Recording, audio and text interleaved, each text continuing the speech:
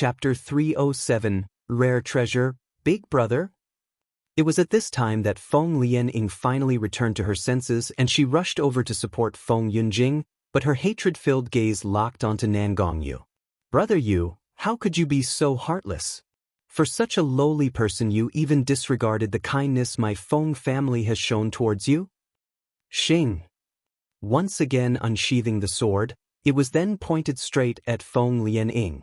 The gleaming cold tip of the sword was less than a centimeter away from her throat and had even managed to cut the delicate skin, resulting in a subtle amount of pain. A corner of Nan Gongyu's mouth raised and he slowly said, "If it were not because of the kindness the Feng family had shown me, you all would have died in this white fog long ago. Even your bones would no longer exist." Feng Lianying still wanted to say something more, but when her eyes met with Nan Gongyu's dark and piercing ones, her breath suddenly caught in her throat. With her face becoming pale, she was momentarily unable to utter a single word. All the disciples of the Lu Li sect rushed over, worried about the condition of Feng Yunjing's injury. Feng Yunjing pushed them all away, his fathomless black eyes examining the wound on his chest. But when he raised his head once again, his face held no trace of ruthlessness, only calmness. "Nan Gongyu, is that person really that important to you?" Nan Gongyu slowly walked back to stand beside Heshi, and reaching out his hand, he gently kneaded her small hand. It wasn't until Heshi had ignored him by flinging his hand away that he'd coldly looked at Feng Yunjing and faintly said, "She is my treasure, a rare treasure that no one is allowed to covet or touch. What do you think? Is he important or not?" Heshi couldn't help rub at the goosebumps that had raised on her arms when she heard that. When had this guy learned to speak so disgustingly? However, she didn't realize that a corner of her mouth had lifted into a shallow curve. Feng Yunjing's gaze swept over Heshi's face, his eyes burning with anger and envy that quickly disappeared. His face was still without any trace of emotion. "Good. I can promise to let him off, as well as ignore your relationship with him for the time being. But you have to let him use his purple abyss vine to help us break the major cloud array." That said, Feng Yunjing looked towards Heshi and slowly said, "As long as you agree to help us break the major cloud array and enter the medicinal field, I promise that all disciples of my Lu Li sect will not make a move against you while we're in the sealed dragon domain. How about it?" Feng Lianying couldn't help but shriek, "Big brother, why should we let him off?" However, as Feng Yunjing's sharp eyes glanced at her, Feng Lianying felt her voice tremble and she no longer dared to speak. Heshi frowned as she mentally weighed the advantages and disadvantages of entering the medicinal field with these people. Just at this moment, Gu Lufeng, Qing Long, Wu Yu, and the others rushed towards them. Once they saw that Heshi wasn't hurt, Gu Lufeng immediately hurried forward and happily said, "Little Yuer, it's good that you're all right." While saying that, his hand was reaching out to touch Heshi's shoulder. The next second, 4 piercingly cold eyes swept towards him, causing Gu Liufeng's hand to freeze midair. He didn't dare touch Heshi now. Nan Gongyu pulled Heshi into his arms as he glared at Gu Lufeng in warning, before he then bowed his head towards Heshi and said, "You should agree. Inside the medicinal field, if there's anything that you want, I will help you to get it." Although Nan Gongyu had confidence regarding his profound cultivation base, if the Lu Li sect really focused their attention on Heshi, then after they left the secret territory, Heshi would be in danger at every turn. Heshi was slightly startled, but she immediately realized the outcome of the situation if she refused. She turned to Feng Yunjing and indifferently said, "Okay, I can help you to break the major cloud array, but we'll be doing it my way." Feng Yunjing was surprised. "Your way?" Chapter 308, 100 Herb Mist, correct. Heshi laughed faintly. No need to spend time finding the array's core again, because as long as we directly find all 64 parts of the array's eye inside the major cloud array and break them together within a short time, that will suffice. Surprise flashed within Feng Yunjing's eyes, but before he could speak, Nye Jinshin had already exclaimed, "Don't speak nonsense. With there being 64 parts of array's eye, how could we find and break them all in a short time?" Heshi sneered, and like a purple flame, the purple abyss vine in her hand soared, shooting away in all directions. Her voice was like ice crystals falling onto a jade plate, crisp and pleasant to listen to as she spoke with perfect confidence. Just because you're incapable of doing it, it doesn't mean that I am too. I have already found the locations of all 64 parts of the array's eye. Now, all of you just need to follow the directions of these 64 purple vines to break the array's eye. Everyone present, including Gu Lufeng, Qing Long, and the rest, all had their eyes wide open in shock. As they looked at the beautiful youngster before them, it was like we're looking at an unbelievable monster. The white fog was a place where nobody was able to use spiritual power, and concealed within it were the 64 parts of the array's eye. By just controlling a 5th-rank devil plant, the purple abyss vine, all 64 parts were easily found. How formidable would a person's divine sense be to be able to do that? How strong would their mental power be? Before them was a youngster who was merely on the foundation establishment stage. In the end, just how did he accomplish it? Feng Yunjing's burning gaze focused on the youngster surrounded by purple vines. The light within his eyes was like a burning flame, expressing his strong desire and determination to possess him. Nangong Yu took note of Feng Yunjing's gaze, and his long eyelashes slightly lowered, covering the sharp gleam within his eyes. With the guidance of the purple abyss vine, all 64 parts of the array's eye in the major cloud array were very quickly broken, one by one. The moment when the last part of the array's eye was shattered, He and the others felt an aggressive wind push against them. The white fog before them was swept away by something, and in a flash, it disappeared without a trace. Even the dampness in the air was suddenly restored to a more normal temperature. In the locations where all the parts of the array's eye had been, a bright light abruptly flashed, and a portal array appeared. Without a doubt, this was the portal door to the medicinal field, 100 Herbs Mist. He had already informed everyone that after all 64 parts of the array's eye had been broken, the time frame for the major cloud array to be disabled would be short. They had to take this opportunity to enter the portal array, or else, the subsequent white fog would be more intense and horrible than before. Therefore, almost at the moment when the portal array had appeared, the people of Hell King Manor and the Lu Li sect had immediately stepped inside. For the martial artists who were trapped within the white fog, unable to leave, once they saw the Lu Li sect enter the portal array, they quickly followed and entered the portal array too. After the time it took to take a few breaths, the white fog reformed and covered the road ahead with a hazy dampness, causing the remaining people within the white fog to scream in fright and despair. However, this was something that He and the others were unaware of as they had already entered the medicinal field. As soon as she entered the medicinal field, He's senses were assaulted with intense spiritual energy that was mixed with the pure fragrance of plants. Looking up slightly, her expression quickly changed into one of astonishment. The legendary treasure that countless martial artists had fought over, the medicinal field, 100 Herb Mist, was now before her. The medicinal field was really too large. Stretching out in all directions, it was almost impossible to see the edges. Divided into 4 squares, each square contained 1 or 2 types of herbs. Among these medicinal herbs, the lowest grade one was a matured 2nd grade spiritual plant.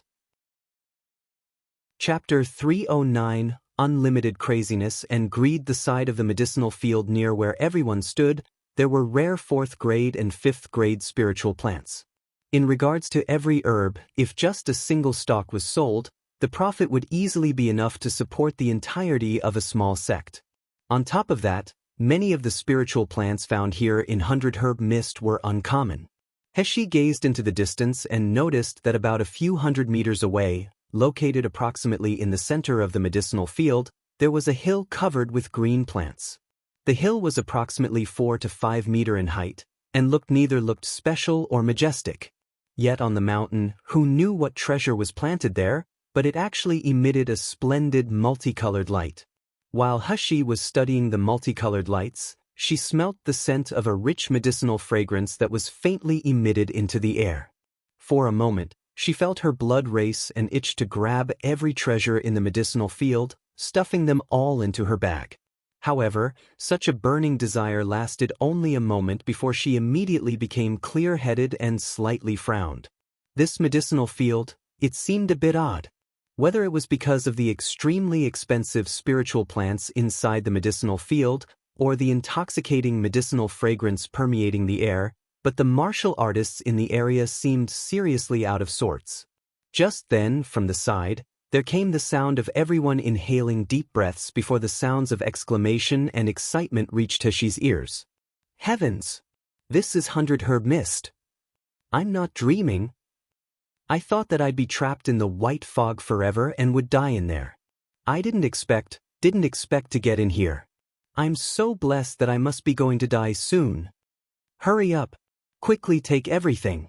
These medicinal herbs belong to our Xianhe sect. When we bring these back with us, we'll make a fortune, huh?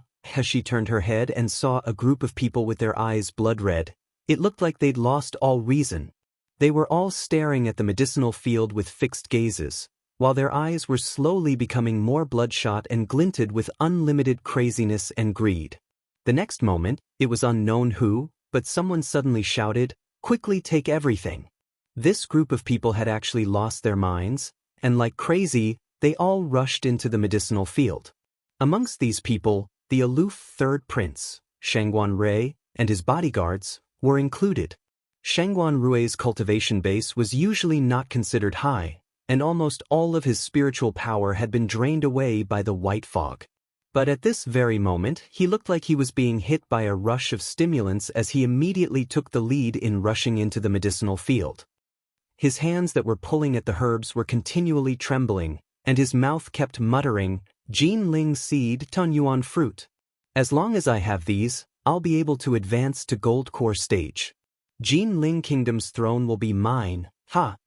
While this was happening, Shangguan Rui's two personal bodyguards who were expert Gold Core stage martial artists were also acting crazy as they rushed into the medicinal field, incessantly picking the herbs.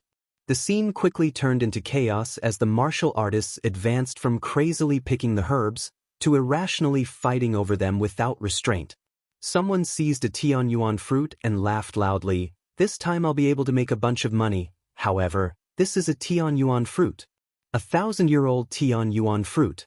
If you consume just one, you can extend your life by 100 years, ha!" However, his laughter quickly cut off with a grunt. Blood sprayed from his throat, and his body fell powerlessly to the ground, while the Tian Yuan fruit in his hand was quickly snatched away. The medicinal field was filled with people, and they were obviously high-level martial artists. Yet at this moment, it was like a fight in the markets as they completely ignored their images. In order for their newly plucked herbs to stay within their grasps, some people began to stuff the herbs into their mouths. The high-level spiritual plants were covered with mud and blood, and as they were swallowed, it seemed to make those that ate them become more excitable and crazy. Chapter 310. Wait and see. In just a moment, the initially well-organized medicinal field was reduced to chaos. The air that had been permeated with the smell of medicinal herbs was now being replaced by the coppery/metallic stench of blood. Shortly, some of the best high-grade spiritual plants would be devoured by these insane martial artists. One of the bodyguards who had followed from Hell King Manor couldn't help but be anxious as he asked, "Young Master Shi, aren't we going to join in?" Seeing that the high-grade herbs in the medicinal field were going to be utterly ruined soon, they were getting somewhat restless. Heshi shook her head. "This medicinal field is obviously weird, you need to be careful." It was reasonable to say that these martial artists who could enter the Greenwood realm and manage to survive in the white fog were absolutely not lacking in carefulness. However, as soon as they entered the medicinal field, they seemed to have lost all reason. Typically, their first priority after leaving the white fog with no spiritual power would have been to restore their spiritual power by meditation, while being aware of the possibility of other people attacking them. Even if they really wanted to collect medicinal herbs, they would have first fully prepared themselves. Otherwise, even if they got the herb they wanted, it would be snatched away by someone. Not to mention, these martial artists were directly stuffing the medicinal herbs into their mouths. Consuming the medicinal herbs this way would result in the effect reaching less than 1/10 of its potential, and instead, it could precipitate harmful impurities entering the body. Even if these people were greedy, it was impossible for them to make such a stupid choice. Unless they'd all lost their minds. With this thought, Heshi's eyes couldn't help but scrutinize the area. It didn't need to be said, but Nangongyu, Gu Lufeng, and the others in their group calmly watched the chaotic scene before them as if they were watching a farce. Feng Yunjing and Feng Lianing were also both standing there majestically and motionlessly, showing that they hadn't lost their minds in the slightest. Even the disciples of the Lu Li sect remained in place. Although they looked impatient, they didn't dare act rashly. Of course, it wasn't only these two groups of people who didn't lose all reason. Whether they were a martial artist on Meridian's stage or Goldcore stage, those with strong resolutions had avoided being enthralled by the medicinal field. Only, although they weren't frenzied, they still had anxious looks on their faces. Young Master Shi, even if this medicinal field is peculiar, if we don't do something soon, all the 5th grade spiritual plants will be ruined. Our Hell King Manor has plenty of attention-focusing pills that can clear the mind and calm the soul. As long as we take one, we won't become insane, so isn't it better for us to pick the herbs? Another guard was finally unable to endure it any longer, and he said a bit urgently. Heshi, however, still shook her head. We'll wait to see if any changes occur first. That guard couldn't help but to shift his eyes and look at Nangongyu. Seeing that Nangongyu had no intentions to refute Heshi whatsoever, his face revealed a somewhat irritable look. Heshi had barely finished speaking when Feng Yunjing heard Feng Lianing contemptuously say, "It's just a mere mind confusion, yet you're scared and want to withdraw first." She then gently looked at Nangongyu and said, "Brother Yu, I have assembling soul fragrance that was given to me by my master. It's the nemesis of mind confusion. In a moment, I'll light the assembling soul fragrance, and you guys can immediately go pick the herbs. I promise you won't lose your minds." Then, a small finger-length stick of red incense appeared in her hand. With her white dress fluttering in the breeze and a pale pink silk veil covering her face, the contrast with her beautiful eyes was stunning. At this moment, the incense was lit, and a light smoke rose in spirals to curl around everyone, quickly clearing the minds of those who had lost all reason. Chapter 311, The Safest Place? Everyone now had a relaxed expression on their face, and they were looking at Feng Lianing with gazes of admiration and gratefulness. All the martial artists in the medicinal field who had been killing each other and devouring the medicinal herbs gradually began to sober, each of them revealing a horrified and confused expression. Abruptly, there were sudden exclamations from the people that had sobered, so it was all thanks to Lu Li Sec's Ice Lotus Fairy. It's no wonder that she had such methods to easily dispel the mind confusion. Ice Lotus Fairy is indeed a person with a virtuous heart like in the legends. Everyone in the medicinal field can escape calamity today thanks to the help of such a fairy. The praises coming from all the people made a haughty and arrogant expression appear on Feng Lianying's face. But when she looked at Nangongyu, her eyes became gentle and watery. It's just a minor accomplishment, nothing worth mentioning. To be able to help everyone is Lian Ying's privilege. Brother Yu, quickly go pick the spiritual plants in the medicinal field. Many of spiritual plants here are rare, so maybe even your illness will be able to benefit greatly. For the martial artists who had now become cleared-headed and were waiting outside the medicinal field, once they heard her words, some of them couldn't endure any longer, and they rushed back into the medicinal field. This act caused the anxiety of Hell King Manor's bodyguards to increase. Even Wu Yu was eager to move forward and pick herbs in the medicinal field. However, Heshi held out a hand to stop them. "Hold on. This medicinal field is rather complicated. You shouldn't act rashly." Feng Lianing mockingly laughed at Heshi. "Isn't young Master Shi too cautious? 100 Herb Mist is in Greenwood Realm, however, it was personally created and planted by Zijin's master. The white fog surrounding the medicinal field, and the spiritual energy being emitted from the herbs, is all there to ward off the spiritual beasts and people who come after it and want to ruin it. Therefore, this medicinal field could even be said to be the safest place in the sealed dragon domain." As for that mind confusion, Feng Lianing shook her head in disdain, then sneeringly said, "Young Master, she is too ignorant and inexperienced, so, therefore, you might not understand. There are 2 types of herbs in the medicinal field, and once they mature, their fragrances will mix to create mind confusion and confuse a person's mind. But this kind of mind confusion is only effective on martial artists that are of gold core stage and below, and those who are mentally weak. It's not intentionally targeting us. I didn't expect that just a mere mind confusion scent would actually frighten young Master Shi. Hee hee. At this moment, Nie Jinshin walked forward to stand beside Feng Lianying and followed up her remarks by snidely saying, "Little sister Lianling, he's only a low-level martial artist who comes from a small place. It's only natural that he hasn't seen the world yet. There's no need for you to lower yourself for such a person." After that, he looked up at Nangong Yu. "Nangong, it's unlikely that you'll believe that kid over Lian Ying's judgment, right? Don't forget, she's a 6th-rank doctor." Nangong Yu slightly narrowed his eyes. There was cold malice contained within his eyes, and yet the expression on his face was indifferent as he smiled lightly and said, "I came to this medicinal field for Shier's sake. Since Shier said that it was unnecessary to pick them, it's fine if I don't touch any of these herbs." Then, his cold gaze swept over the bodyguards around him. "Whatever young Master Shi says goes. If anyone dares question it, you better get lost from the major cloud array." As soon as he finished speaking, the bodyguards of Hell King Manor immediately shut their mouths in fear. While Feng Lianying, on the other hand, was seething with anger. Nie Jinshin saw that her face was purple with rage, and he couldn't help but feel distressed. Clenching his teeth, he said, "Little sister Lianying, you don't have to bother about this group of cowards. I'll go now and collect the Chunxiang fruit that you want." After saying that, he ruthlessly glared at Heshi, before he then turned around and walked towards the center of the medicinal field.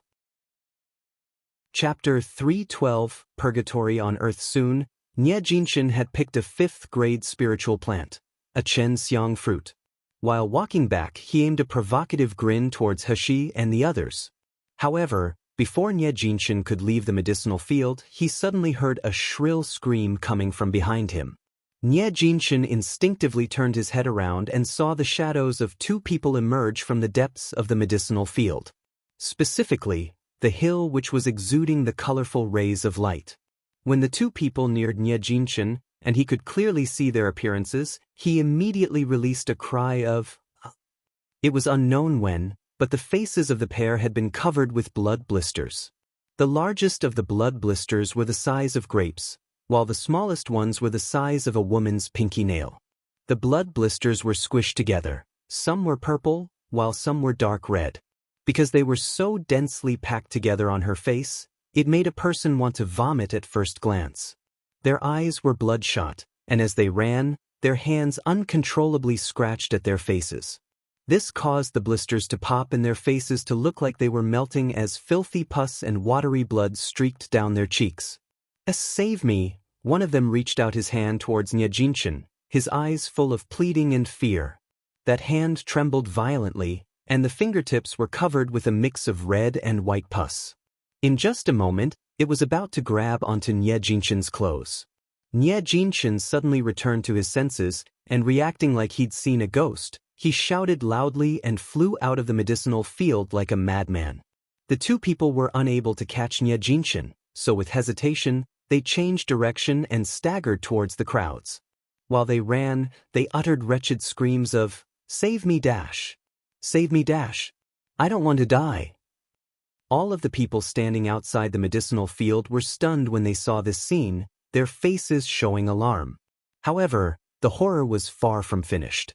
Those who had sobered within the medicinal field because of the assembling soul fragrance abruptly fainted without warning. While the martial artists who devoured the spiritual plants whole found ugly red patches developing on their faces at a speed that was visible to the naked eye. These red patches quickly spread to cover their entire body, and there was a tendency for them to swell into blood blisters. The martial artists who had red patches spreading across their bodies continually twitched, and even though they were all in a coma, they still uttered pained groans. Their faces were contorted into expressions of agony. In the blink of an eye, the medicinal field that had just a moment ago been covered in martial artists rushing about like headless chickens had now become a scene of purgatory on earth. Nie Jinshin stared at the scene before him in horror. His face was pale, and absolute dread made his body slightly tremble. Suddenly, he came to his senses and threw away the jade box in his hand that had contained the Qinxiang fruit like a frightened deer, his expression terrified. Gu Lufeng laughed and said, I wonder who it was that just said that this medicinal field was definitely not dangerous and that our little Yuer had never seen the world? In the end, who is that hasn't yet seen the world? His gaze landed on Ye Jinshan's hands. Clicking his tongue, he gloated as he said, You just touched the herb directly with your hand, you might have been infected. When the time comes for you to also have the appearance of a zombie, it's a pity about your face. Nye Jinshan was so frightened that he staggered backwards and knocked into Feng Lianying, who had just walked over. Feng Lianying covered her sore nose that had bumped into him, and stared at the hellish scene of anguished wailing coming from the medicinal field, her face turning pale. Just a moment ago she'd almost followed them into the medicinal field. If she'd been infected and had had her appearance become so terrifying. Just thinking of the consequences made Feng Lianying's body become cold and her breathing to become heavy. Chapter 313, Intuition. Gu Lufeng moved closer to Heshi and smiled lazily as he said, Little Yuer, you'd long ago seen the problem with these spiritual herbs? Heshi's expression was indifferent as she slowly nodded. However, all the bodyguards from Hell King Manor suddenly returned to their senses, and despite the fear they were all feeling, they were looking at Heshi with expressions full of gratefulness. Just now, if it weren't for their princess stopping them, they could very well have ended up with a horrific appearance too. It was no wonder that Master doted so much on Princess and was so trusting in regards to her medical skill. There were so many high-level martial artists here, and even a 5th-rank doctor. But Princess was the only person who saw through the strangeness of this medicinal field. How did you know that there was a problem with the spiritual herbs? A cold voice suddenly asked, interrupting everyone's arguing. It was unknown when Feng Yunjing had moved to Heshi's side, but he was now leaning his head towards her with his eyes burning as he waited for her answer. Heshi glanced at him before indifferently answering, Intuition. This perfunctory answer caused Feng Yunjing's face to frown in anger. He hadn't expected that even though he'd discarded his honor to ask, Heshi would dare not to give him any face. But, in fact, Heshi didn't actually lie. When it came to the spiritual herbs within this medicinal field, whether it was color, shape, scent, or spiritual power fluctuations, they all were exactly the same as real herbs. She couldn't accurately pinpoint what was wrong with the herbs, but her doctor's natural instinct made her feel naturally sensitive towards poisonous substances. This was also coupled with Dandan's warning from her space in the beginning. Mother, there are dangerous things here, be careful. Therefore, she could be sure that there must be a problem with this medicinal field. The Lu Li sect's disciples who'd followed behind Feng Yunjing couldn't bear to see their young master being ignored in such a way, and couldn't help but scorn, so as it turns out it wasn't because of genuine talent, but only blind luck. A fan suddenly appeared in Wu Yu's hand, and while fanning himself, he laughingly said, I'm afraid that some people here don't even have blind luck, and yet they still think that they're amazing. Gu Lufeng promptly joined in, and laughed as he said, Exactly. And who was it that said that intuition is not a type of strength? Perhaps some of the people who are a part of a certain sect will not have the strength to bluff well enough. They both played off each other and ridiculed the Lu Li sect and Feng Lianying. When the disciples of Lu Li sect heard such mocking words, they were filled with indignation. Nye Jinshan was even more incensed and started cursing, Gu Lufeng, don't fucking pretend to know what's best. Do any of you have the qualifications to slander little sister Lianying and the Lu Li sect? Do you think that I won't kill you? Wu Yu waved the fan as he chuckled, Oh, so you're going to kill people to silence them? I'm so scared. I wonder who it was that was just in the major cloud array asking my master not to kill them. Since eating Hishi's delicious food, Wu Yu had firmly established the principle of unwaveringly holding the princess's words on a high pedestal. If Princess were to ever argue with his master, he would undoubtedly support Princess to the end. Yeah, everything is worth it for food.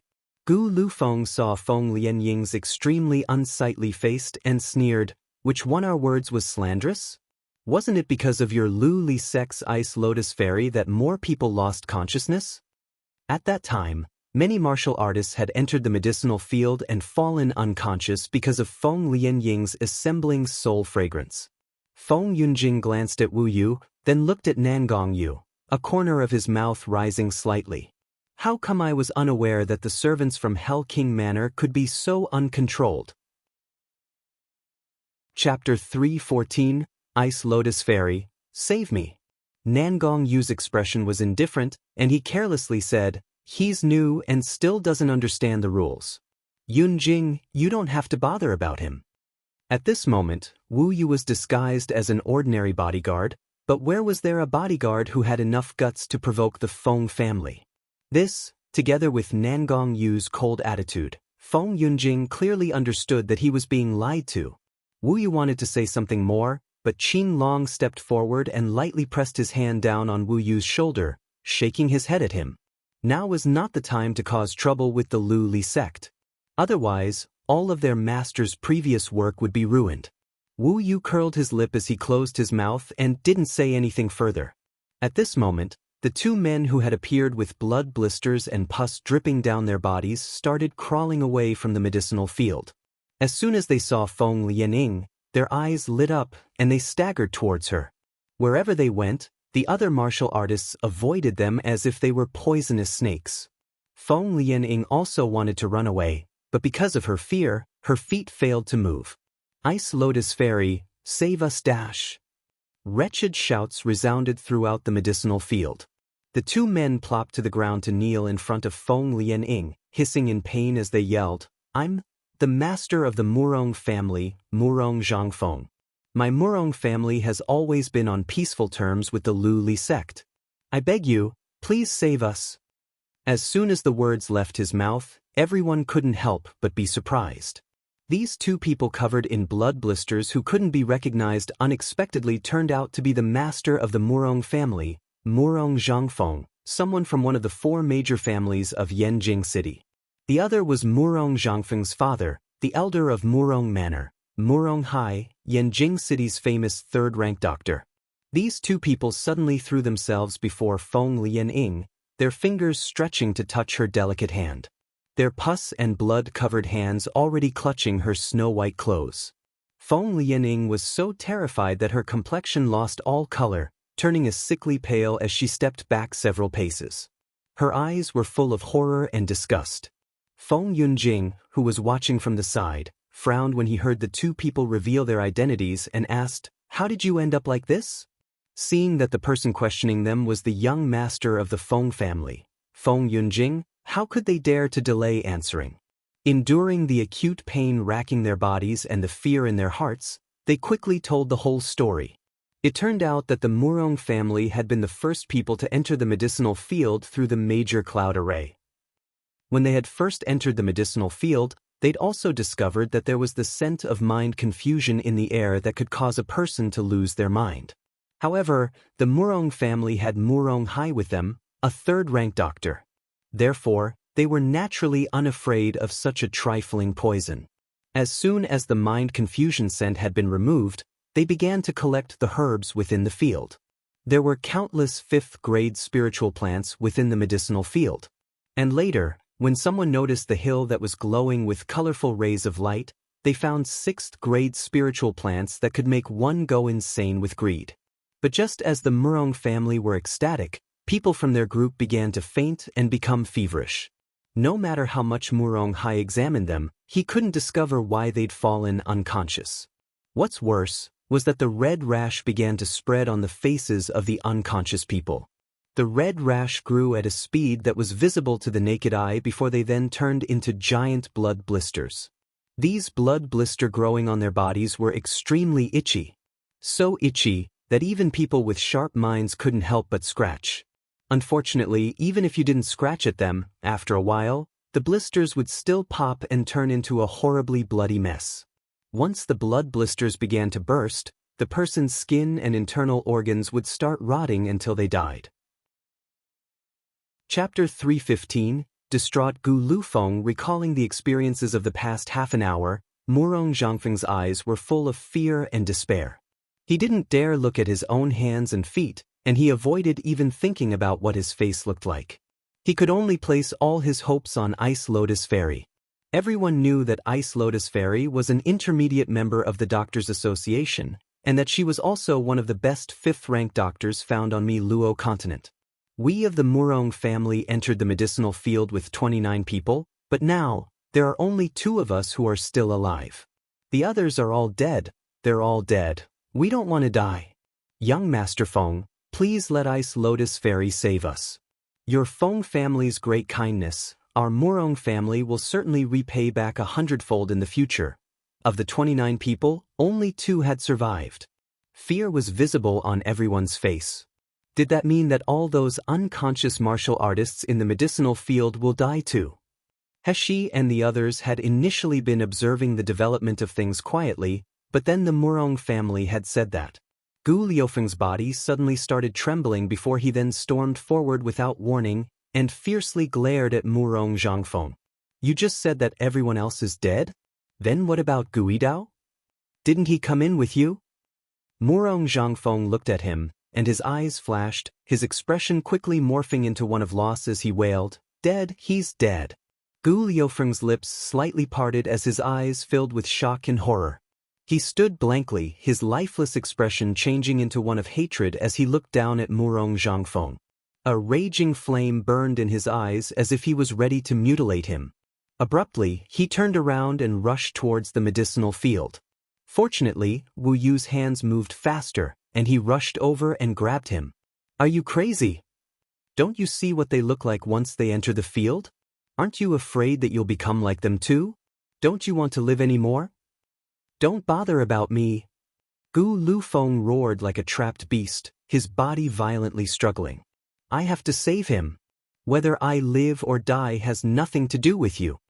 Gu Lufeng was a peak gold core stage martial artist, so in regards to his power, he was still higher than Wu Yu. How would Wu Yu be able to stop him?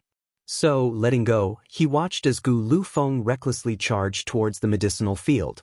Seeing that Gu Lufeng had lost his mind, Heshi frowned. Although she had only known Gu Lufeng for a short time, he had always been calm, graceful, and relaxed. She had never seen such a distraught Gu Lufeng before. It seemed that this Gu Yidao was extremely important to him. Heshi pulled on Nangong Yu's sleeve, whispered a few words in his ear, and then slipped him a small bottle of medicine. A corner of Nangong Yu's mouth twitched, reluctance written all over his face. "Sheer, you're so concerned about that kid, yet I haven't seen you be that good to me." Seeing Heshi glaring at him, he could only ignore his jealousy. Leaning close to Heshi's ear, he softly whispered, "I can listen to your words and help him. However, you have to reward me later, Sheer." Without waiting for Heshi to respond, his figure had already disappeared.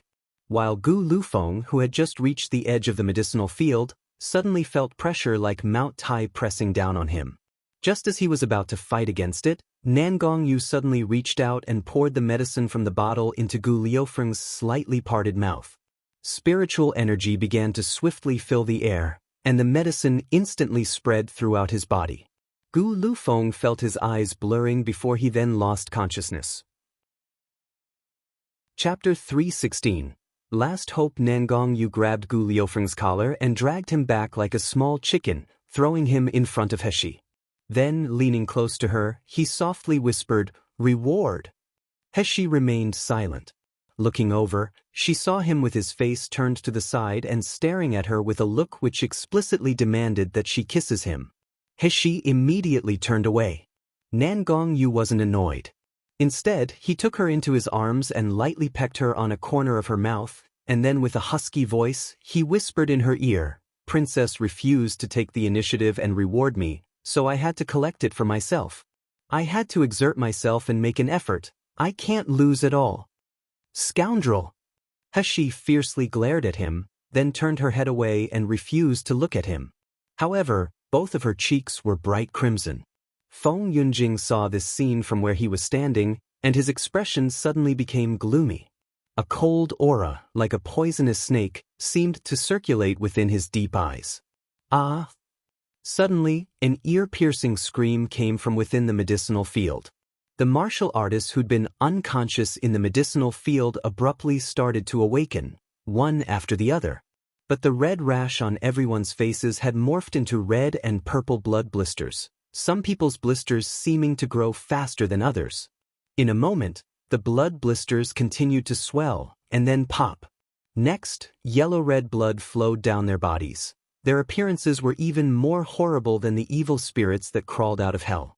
The faces of everyone standing outside the medicinal field were full of fear, and they quickly rushed backwards. Some of those who had small guts and a weak tolerance had already started wailing while rushing to the side and vomiting. The medicinal field before their eyes was like a scene of hell on earth. Abruptly, a person whose whole body was decaying, his original appearance unrecognizable, rushed while stumbling towards Feng Lianying. He kneeled down in front of Feng Lianying, hissing and wailing, "Ice Lotus Fairy, save me. I'm Shangguan Rui. You can break the mind confusion scent. You must have a way to heal us. You're also the direct disciple of Thousand Venom Valley's master. No one in the world can save us except for you. I'm begging you." When Shangguan Rui said this, everyone in the medicinal field who had been filled with despair suddenly latched onto those words as their last hope. People immediately surged towards Feng Lianying like a tide, and shouted, "Ice Lotus Fairy, save us." These people were currently unaware of how horrible their appearances were at this moment. Moreover, even after having been alive for so many years, none of them had ever seen such a terrible illness before. Now, they all had the appearances of zombies. It was almost like they'd been sentenced to the death penalty.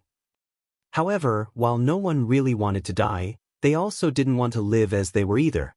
As long as there was a glimmer of hope, they would hang on to it at all costs. What's more, who in all of Luo continent didn't know of Ice Lotus Fairy's reputation? At such a young age, she was already a 5th-rank doctor, an intermediate-level member of the Doctors Association, and a direct disciple of Thousand Venom Valley's master. With her here, maybe they still had a chance. With Ice Lotus Fairy here, they would undoubtedly be saved. Feng Lianying saw all of their sinister and disgusting faces, and the fear and loathing in her heart reached extreme levels. She felt like the air was filled with a fishy smell, making her itch to kick these nauseating people away. However, it was at this moment that Wu Yu waved his fan and raised his voice as he said, "Everyone can rest assured, Ice Lotus Fairy has the heart of a bodhisattva, kind and charitable. When everyone is suffering so terribly, how could she just bear watching? Not to mention, her medical skills are excellent, and she has a crucial position in the Doctors Association. Naturally, she can find a way to heal you. If even this cannot be done, wouldn't she be ruining her name as Ice Lotus Fairy?" Chapter 317, Recognized Medical Genius. As soon as these words were said, the eyes of those who were kneeling on the ground and begging Feng Lianying revealed their hope. Feng Lianying's face was still pale, and her heart was full of disgust as she looked at these people. However, Wu Yu's words filled her with a high sense of vanity. That's right, she was a rare medical genius that appears once every few centuries in Luo continent. Whether it was in alchemy or healing, she was much better than the unskilled trash who relied on treacherous methods to profit once or twice. Although these martial artists were disgusting, most of them had extraordinary backgrounds. If she could cure these people in full view of everyone, her prestige in Luo continent and her position in her family would be significantly enhanced. And in the end, Brother Yu would clearly know who was truly outstanding and deserving of matching him. Feng Lianying's gaze couldn't help but look at Nangong Yu, yet he didn't see her at all. Instead, he bent his head and spoke with Hushi, acting as if there was nobody else present. Feng Lianying was so angry that her face was distorted, while both of her hands were clenched tightly into fists. She'll let Brother Yu see that she was the best person and that only she was worthy of the position of Princess of Hell King Manor. With these thoughts, Feng Lianying stepped forward and was about to boast about her medical skills. However, she abruptly heard Feng Yunjing's cold voice say, "Are you sure that you can cure these people? If you're not, then don't show off and lose face for our Feng family." The arrogant look on Feng Lianying's face suddenly transformed into anger. Although her voice was deliberately lower, it was still a bit sharp as she said, "Big brother, you believe that slut, but you don't believe me? Don't forget, I'm a 5th-rank doctor that's recognized as a medical genius under the heavens. Not to mention, big brother, you seem to have forgotten what kind of person my master is, Thousand Venom Valley's master. What kind of poisons haven't I seen before? Feng Yunjing indifferently glanced at her. You're certain that you can help them? Feng Lianying's eyes flashed, and gritting her teeth, she said, Big brother, don't worry, I've just remembered this illness, and I've seen it in Master's book, The Thousand Poison Record. I clearly recall that there was a solution in there. Feng Lianying spoke with perfect confidence, so it made Feng Yunjing somewhat believe in her. Since this was the case, he retreated several steps and didn't say anything more. If Feng Lianying really had a way to cure this group of people, it'll mean that these people or their masters would all owe a favor to the Feng family. Feng Yunjing would naturally be glad for such an outcome. As Feng Lianying finished speaking, she quickly stepped forward. Her first move was to head toward Shengguan Rui, the third prince of Jinling Kingdom. When Feng Lianying saw the man's face covered in blood blisters and pus, her eyes filled with disgust. In contrast, the look on her face was very kind, gentle, and filled with compassion. Your Highness Third Prince, please rest assured, I will definitely save you all. As soon as she stated this, the surrounding martial artists immediately burst into an enthusiastic cheer. Whether it was the people infected or those just watching, they all kowtowed in gratitude and praised Feng Lianying as a living Buddha.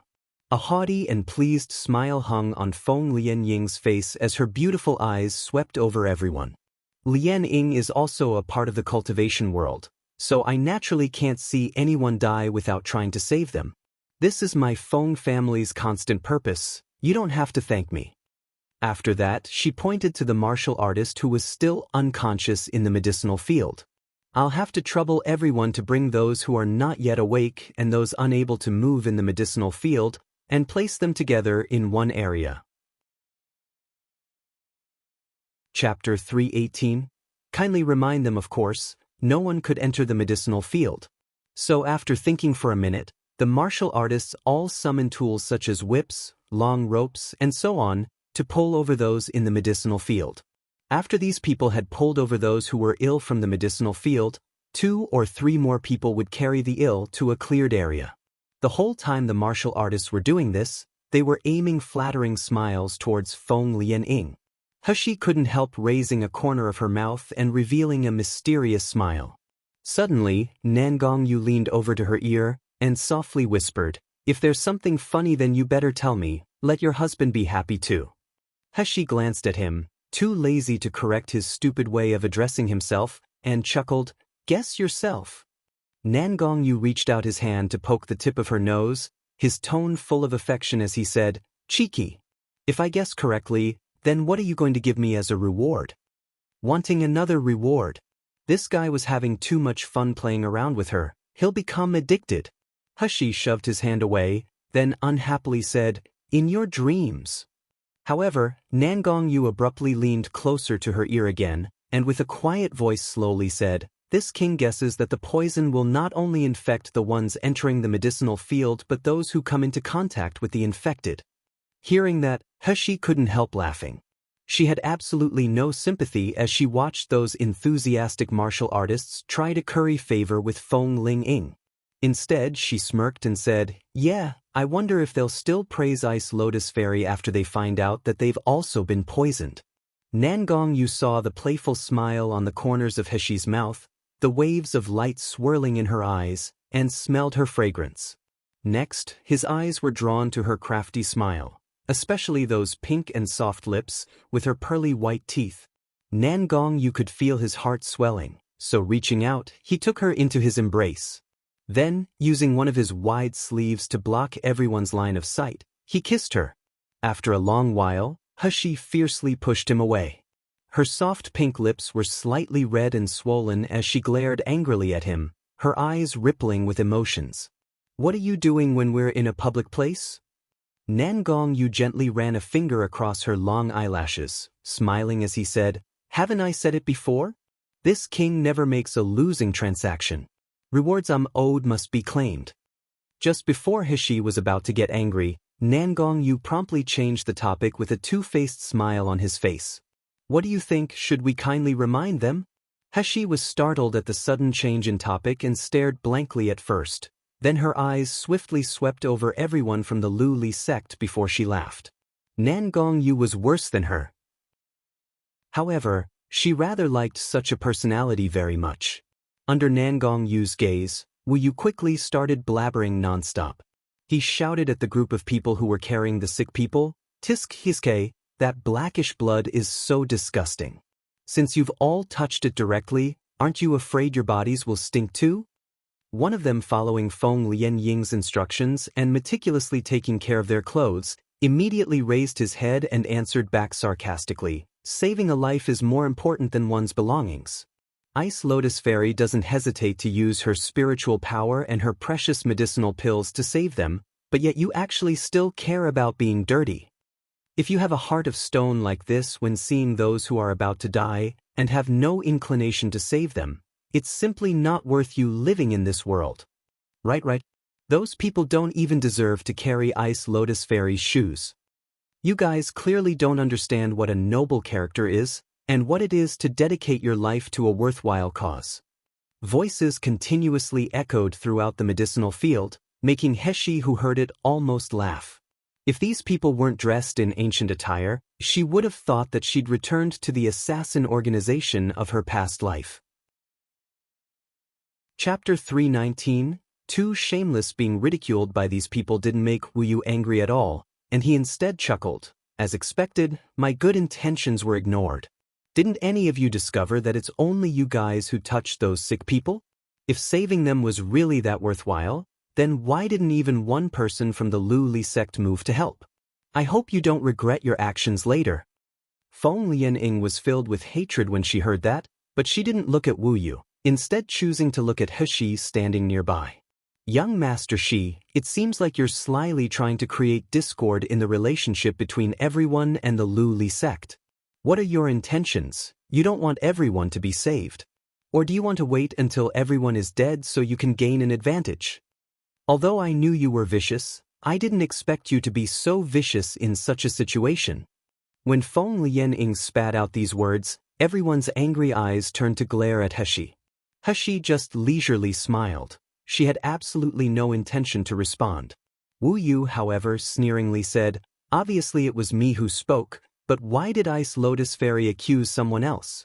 Rather than glare at me, why don't you take a look at what's happened to the people behind you?" As Wu Yu finished speaking, they all heard a few bangs from behind them. Several people had fainted to the ground. Their faces were flushed, and their bodies were burning hot. Some people even had red rashes on their faces. How is this possible? The martial artists exclaimed in alarm. These people obviously hadn't entered the medicinal field. It's the pus. The pus on them is contagious. Everybody run, quickly. For a moment, everyone's faces were covered in fear and shock before they all ran away from those who were already sick. The previously ordered scene had once again become chaotic, and there was no one taking care of those who were sick. With their own little lives at risk, what noble character and gaining pleasure from helping others. That was all empty talk. In just a moment, the entire scene was filled with chaos, and the medicinal field was a cacophony of terror. Suddenly, Feng Lianying raised her voice and indignantly asked, "Young Master Shi, since you knew that this disease was contagious, why didn't you say something earlier? That would have prevented more people from being infected, right?" Heshi looked at her with a smile that wasn't a smile. "I thought you knew that. After all, aren't you a fifth-rank doctor? How could I dare to meddle in your affairs and tell you what to do?" Feng Lianying clenched her teeth, hatred gleaming in her eyes. "Human life is immeasurable. How could what happened before cause you to have a grudge against me and neglect so many people's lives? I was busy thinking about how to treat everyone's ailments. Naturally, I couldn't worry about so much at one time." "But, young Master Shi, you obviously knew yet you didn't say it. For what purpose? Are the lives of these 100-odd people less important to you than your personal grudge?" After Feng Lianying spoke, everyone suddenly looked at Heshi with gazes full of contempt and resentment. Especially those people whose friends and relatives had fallen unconscious. They didn't even know if they themselves were infected or not, so they felt even more hatred towards Heshi. They had all drawn out their long swords as they itched to rush forwards and kill her. Wu Yu was simply amazed at Feng Lianying's ability to deliberately distort the truth. Previously, he was unaware of why Gu Lufeng and his princess hated Feng Lianying so much. After all, he'd only met Feng Lianying a few times, yet he also knew that she liked his own master. But now, he'd seen the reason. She was a treacherous and vicious woman. She was simply too shameless. Chapter 320 Strange Blood Poison. Gihiske, you say that as if I hadn't reminded all of you a moment ago, but did any of you guys listen to me? Wu Yu raised his voice, his tone filled with ridicule. Weren't you all the ones who'd previously said that you wanted to selflessly help the sick, with no regards to your own safety? Now that there's danger, you blame us for not reminding you? Your words are just like farts. Everyone was dumbfounded. They had just been about to charge at Heshi in anger when they'd abruptly stopped. But even though they'd stopped, their expressions were all still extremely ugly. Wu Yu lightly chuckled once again. Furthermore, was Ice Lotus Fairy really unaware that this sickness was contagious? After I said something if she really didn't know, then why wasn't even one person from the Lu Li sect moving to help? In the end, the only ones who were infected were all of you who were helping. Why, you don't talk nonsense. Feng Lianying's body was trembling due to anger. She almost couldn't help but want to attack. However, she was stopped by Feng Yunjing. His icy gaze swept over the skeptical expressions on everyone's faces, and he coldly said, "First, save those who are infected, then we'll talk about it again. There are other more important things to do than speak skillfully. There is nothing to argue about." Those who were dissatisfied after listening to Wu Yu immediately quietened under Feng Yunjing's glare. Their complexions paled, and they felt alarmed. Even those who still had doubts didn't dare think about it again. This was the power and prestige of a young master from the Feng family, and the spiritual pressure of a nascent soul-stage martial artist. Feng Lianying took a deep breath, her face regaining its refined and noble look before she slowly walked up to Shangguan Rui.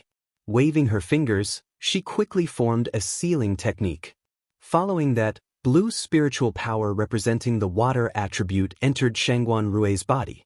Water attribute and wood attribute spiritual powers were special spiritual attributes unique to high-ranked doctors. Although martial artists with other spiritual roots could also practice medical techniques, it would be challenging for them to attain a high rank. Wood represented life, while water represented healing. For a doctor, the wood attribute spiritual power was of a higher rank. However, when those with the water attribute wanted to advance a doctor rank, it was twice as hard when compared to those with a wood attribute. When everyone saw Feng Lianying's ball of water spiritual power, they couldn't help but gasp in surprise. Although her water attribute spiritual power wasn't of the highest rank, you could tell from its rich spiritual power that it was extremely pure. Feng Lianying used her water attribute to envelope Shangguan Rui, conducting a detailed examination of his body.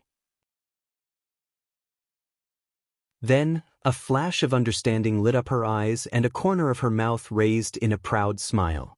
After the examination, she was confident that her guess was correct. What these people were suffering from was a strange poison recorded in her master's book, the 1000 Poison Record. Her fingers waved once more, and the people watching were dazzled as the spiritual power that had entered Shangguan Rui's body returned to Feng Lianying. This gorgeous movement caused everyone's admiration of Feng Lianying to increase. Their eyes were brimming with hope and expectation as they looked at her. After Feng Lianying retrieved her spiritual power, she revealed a confident smile and slowly said, "I have a diagnosis of your condition. It's a poison called intoxicated blood, which is an incredibly rare and strange poison. It normally only appears in the desert of the far north, so I don't know why it would appear in 100 Herb Mist. However, please rest assured that I already know what the cure to this poison is. The antidote is a 5 elements blood coagulation pill made from purple monkey flowers, pomegranate fire fruit, and dragon grass. The herbs needed for this kind of medicine are extremely unique and hard to find in the world. Fortunately, I have plenty 5 elements blood coagulation pills refined by my master, so I'm now able to detoxify the poison in everyone's bodies. Chapter 321. Are you Guidao? Feng Lianying's face was full of arrogance and pride as her delicate hands slowly fished out a bottle of medicine.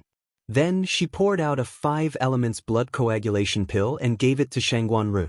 In less time than it takes to burn a stick of incense, Shangguanru, who'd initially been on the verge of dying, had started to regain his vitality. His body that had been festering, with pus continuously flowing down it like a stream, slowly stopped rotting. Even the pus-filled wounds started closing. Shangguanru's face was filled with joy. He had miraculously managed to return from death's door. Kneeling in front of Feng Lianying, he said with a trembling voice, I feel my spiritual power gradually coming back, and the burning-like pain in my internal organs is also slowly disappearing. Ice Lotus Fairy, your medical skills are really unparalleled. I, Shangguanru, will never forget your kindness. As he uttered those words, an enthusiastic cheer burst forth from the crowd. One by one, they all yelled, Ice Lotus Fairy, and they gazed at her like they were looking at a goddess delivering salvation. They were all filled with admiration and gratefulness. When Hushi saw this scene before her, she couldn't help but laugh lightly at Nangong Yu's side. Look at how your little sister Lian Ying is worshipped. It seems like she still has an infatuation with you too. All this time, she hasn't once forgotten to cast flirtatious glances towards you, yet you aren't moved at all. Such a heartless little girl. Nangong Yu reached out his hand and pinched her elegant little nose, unhappily saying, Who's my little sister Lianing? In this world, there's only a Nalan Hishi who's mine, understand? In the future, if you say something incorrectly again, then don't blame this king for punishing you. Hishi's face was bright red as she swat his misbehaving hand away, and she wanted to pay him back. Suddenly, she heard an exclamation from a Hell King Manor bodyguard. Master, young Master Shi. Look at that, it looks like someone is approaching. From the direction of the hill, there were 2 silhouettes unexpectedly staggering towards them. The faces of these 2 men were also covered in blood blisters. It was a horrible sight to behold. One of them hadn't even made it out of the medicinal field before he fell to the ground and howled with grief, never to get up again. The other man ran out of the medicinal field while swaying from side to side, incessantly shouting, Help! However, when the man's eyes fell on the unconscious form of Gu Lufeng, he seemed to have forgotten all his pain and fear, and his screams were now full of worry. Lufeng, what happened to you? Seeing that the man was about to charge towards Gu Lufeng, the bodyguards of Hell King Manor used their long swords to block his way threateningly. The man looked up in alarm and saw a group of people staring at him coldly. He couldn't help trembling as he asked, Who are you people? What did you do to Lufeng? Wu Yu waved his fan, arrogantly looking at him as he asked, And who are you? What is your relationship with Gu Lufeng? Don't you know that if you get close to him, you will infect him with the poison on your body? The man's eyes filled with fear and despair. The blood blisters on his face were even starting to pop one after another, causing his entire face to look horrifying. Heshi suddenly frowned. Are you Guidao? How do you know my name? Heshi didn't say anything more. Instead, squatting down, she took out a bottle of medicine and waved it under Gu Liufeng's nose. Gu Liufeng's brows creased tightly, and he quickly awoke. However, he had barely returned to consciousness, and before he could adjust his energy and restore his physical strength, he immediately shouted, Let me go, save him. I don't believe that he's dead. Wu Yu patted Gu Liufeng's shoulder to appease him and said, First, calm down. Do you see who this person is? Chapter 322, The Beginning of a Nightmare. Wu Lufeng, are you okay? Guidao's voice was hoarse, and he kept releasing painful groans. Fortunately, you're all right. At least, there's someone who'll take care of Yulan. Gu Lufeng looked at the man lying on the ground, barely able to recognize his face. After staring blankly for a few minutes, he finally whispered back, Your uncle? You didn't die? As he said that, Gu Lufeng went to rush towards him, only to be stopped by Heshi. Don't touch him, you'll be infected. Hearing that his poison really was contagious to Gu Lufeng, Gu Yidao propped himself up with his hand on the ground and moved backwards several steps before he cried sorrowfully, "Lufeng, Uncle is already past the point of helping, don't come over. In the future, take good care of your mother and live well. Uncle, don't talk nonsense." Gu Lufeng suddenly raised his voice. "You've just been poisoned by an insignificant and strange poison. Why would you die? Didn't I tell you to leave Murong Zhangfeng and them behind when you entered the secret territory, and to wait for me in Greenwood Realm? Why didn't you listen to me and instead followed them into Hundred Herb Mist?" Gu Yidao's eyes were somewhat blank before they then filled with fear and pain. In the end, he just lightly sighed and said, "I was in too much of a rush." Gu Yidao's younger sister, Gu Yulan, who was also Gu Liufeng's mother, was seriously ill. After having received treatment for so many years, she still showed no signs of recovery. Instead, she was gradually reaching her limit. Gu Lufeng and Gu Yidao were desperate and had decided to take a chance on the secret territory of the Sealed Dragon Domain. After all, the owner of the Sealed Dragon Domain, Master Zijin, was once a person with an outstanding reputation regarding his medical skills. Furthermore, Hundred Herb Mist was filled with high-level spiritual plants rare to Mi Luo continent. Gu Yidao was a gold core stage martial artist and a bodyguard of Murong Manor. This, together with a map of the secret territory he had in his possession that was handed down from generation to generation, he was able to enter Hundred Herb Mist through the major cloud array. After arriving at Greenwood Realm, Gu Yidao hadn't been able to wait until Gu Lufeng arrived, and had followed the Murong family into the medicinal field. Once they all saw the endless amount of high-level spiritual plants in the medicinal field, they were nearly overcome with madness. However, some of the people who couldn't help but consume those herbs found that afterwards, their bodies were covered in a strange red rash. Gu Yidao gazed at the medicinal field, the expression in his eyes becoming one of terror and anger. Back then, half of the 29 people we came in with showed symptoms of being poisoned. But at that time, no one panicked because we had Murong Hai with us, a third-rank doctor. He gave everyone an elixir, and after taking the medicine, everyone's temperature quickly went down. On top of that, the red rashes disappeared without a trace. We all thought that that was the end of our trouble, but who would have thought that it was just the beginning of our nightmare? Gu Yidao clenched his teeth, then continued, "Not long after taking the medicine, the martial artists who'd originally had the red rashes suddenly began to bleed from the 7 apertures, one of their faces. Eventually, their bodies were completely rotten, until they were nothing but pools of blood. Unfortunately, our nightmare was far from over. After half of them had died, the rest of us, besides Murong Hai and Murong Zhangfeng, also started to experience the symptoms of a fever. Now, it's definite that we were infected due to coming into contact with those who were poisoned." When Gu Yidao said that, an extremely pained expression crossed his face, and his body twitched violently.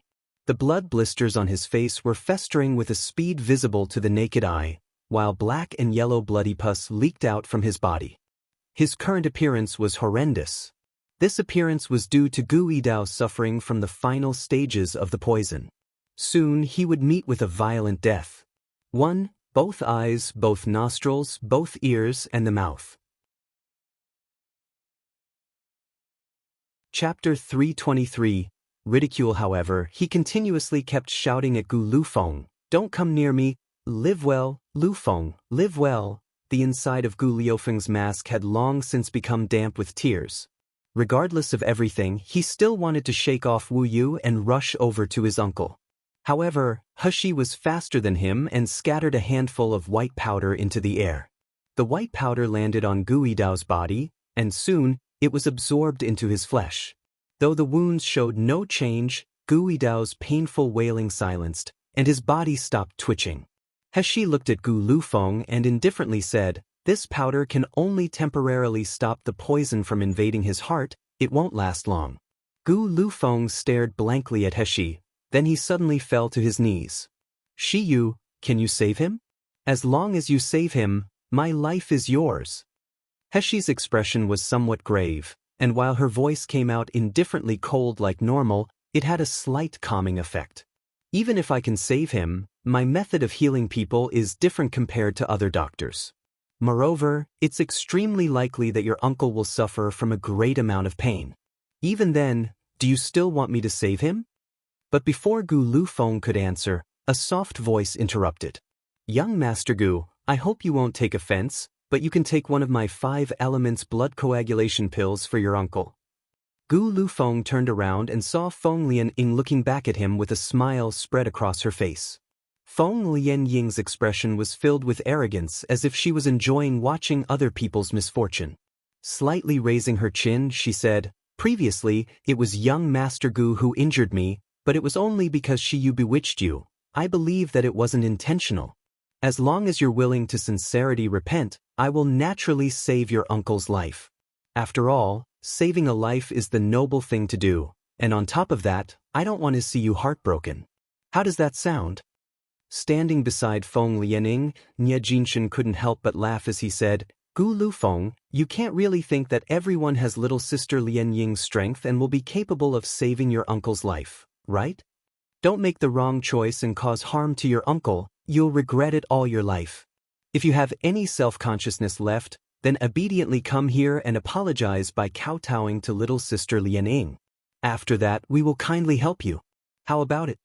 Feng Lianying glanced at Nie Jingshan, as if she was trying to censure him, then slowly said, "Maybe young master she really does have a way to cure people?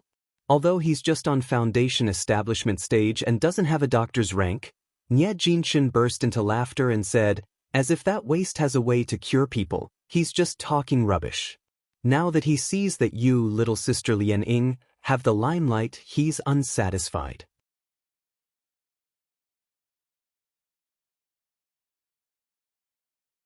Chapter 324, I Believe in You, or Will You Kill Your Uncle for Your Selfishness? Gu Lufeng closed his eyes, and when they opened again, they were calm and tranquil. "I've made my decision." Nie Jinshan laughed and said, "Since you've thought about it, why don't you hurry up and kowtow to little sister Lianying, acknowledging your mistake?" However, before Nie Jinshan could finish speaking, Gu Lufeng had already stood up. Then, looking straight at Heshi, he slowly said, "Please, cure my uncle." Heshi raised an eyebrow, and a glint of surprise flashed in her eyes. "Have you properly considered everything? I don't have a doctor's rank, and I'm not a member of the Doctors' Association." Without the slightest hesitation, Gu Lufeng responded, "I believe in you." Looking at this scene, Nie Jinshan's words of humiliation and ridicule seemed to be stuck in his throat. His entire face was flushed red, and it was a long while before he exclaimed, "Gu Lufeng, are you insane? You actually believe that lying stinky brat who doesn't have any achievements? After you cause your uncle's death, you'll regret this decision." The faces of the other people in the medicinal field were all showing their disapproval, and they gazed at Gu Lufeng like they were looking at an idiot. This man would rather reject Ice Lotus Fairy, a 5th-rank doctor, and instead chose to believe a boy only on foundation establishment stage. Seeing the resolute gaze of Gu Lufeng, a corner of Heshi's mouth lifted into a slight smirk. "In that case, then I need you go into the medicinal field to pick up some herbs such as purple monkey flower, pomegranate fire fruit, and dragon grass." As soon as she said this, everyone was in an uproar. My God, did I just hear it correctly? Did he just say to pick herbs from the medicinal field? Doesn't he know those herbs are poisonous and that whoever eats them will die? This is what saving people looks like? It's clearly wanting to kill people. Not to mention, the herbs he just named are the same ones as Ice Lotus Fairy. This clearly means that he doesn't understand anything. He's just copying the diagnosis and prescription of Ice Lotus Fairy. This guy is just too shameless. The surrounding was filled with noise, yet Heshi's expression didn't change in the slightest. She merely watched Gu Lufeng with a relaxed gaze. Gu Lufeng looked at his uncle who was now unconscious yet still groaning, and clenched his teeth as he said, "Okay, I'll go." Insane. This guy must be insane. Entering the medicinal field is equal to courting death. Did that beautiful boy deceive him? How could he make such a decision? I know about the one who wears the mask. He's the boss of Xingda Hall, young Master Gu. With his shrewd intelligence, how could he unequivocally believe the boy's words yet not believe in Ice Lotus Fairy to help? Perhaps he was seduced by the boy's pretty face, so he doesn't even care about his uncle's safety. Gu Lufeng angrily grit his teeth, and in a flash he entered the medicinal field. He was a person who ran a pharmacy, so even though some herbs such as purple monkey flower, pomegranate fire fruit, and dragon grass were uncommon, he could still recognize them easily. Soon, he had used jade boxes to hold a lot of these 3 kinds of herbs and brought them in front of Heshi. When he came out of the medicinal field, Gu Liufeng's forehead was covered in fine layer of sweat, but his gaze was extremely resolute. At this time, Feng Lianying's concerned voice was heard from afar. Young Master Gu, since you entered the medicinal field, it's very likely that you've already been infected with the intoxicated blood poison. You should quickly take one of my 5 elements blood coagulation pills. I don't want you to kowtow and admit your mistake, I just hope that you and your uncle stay alive. After all, we're doctors. We must have benevolent hearts and be charitable in deeds. How could I act like young Master Shi, and treat a patient's life as a trifling matter in order to show off? Chapter 325. Domineering Behavior. Feng Lianying thought that her words were reasonable, refined, and full of integrity. The martial artists nearby who were unaware of her true thoughts expressed their approval. Ice Lotus Fairy really is as kind-hearted as the rumors say. She's such a compassionate person. Ice Lotus Fairy must have been sent from the 9th heaven. She came to deliver us salvation. That brat has no medical ethics. With the way he disregards human life, he shouldn't be allowed to leave the medicinal field alive. Feng Lianying felt like her body was emitting a holy light, and looked down at Gu Lufeng with pity. However, she hadn't expected that Gu Lufeng would merely glance coldly at her, and without a trace of politeness, say, "Life and death are determined by fate, there's no need for Ice Lotus Fairy's concern. Not to mention, I feel nauseous just from looking at such a loathsome woman like you, who acts like a white lotus on the outside but is rotten on the inside. If I had to be saved by you, I would rather die in little Yuer's hands." After that, he turned his head away and wholly ignored Feng Lianying. Feng Lianying was shaking all over due to her rage. As she looked at Heshi and Gu Lufeng, her gaze filled with her desire to kill them and crush their bones into dust. At this time, after receiving the herbs, Heshi didn't refine them into medicine as everyone expected. Rather, after releasing a strange ball of fire spiritual power, she then began to directly roast the herbs. As the fire spiritual power burned the 3 herbs, the spiritual energy within the spiritual plants began to slowly be absorbed by the fire spiritual power. With the herbs starting to melt, the originally fresh and tender herbs soon dried up to resemble stalks of grass. What is he doing? He's actually sucked the spiritual energy out of the herbs.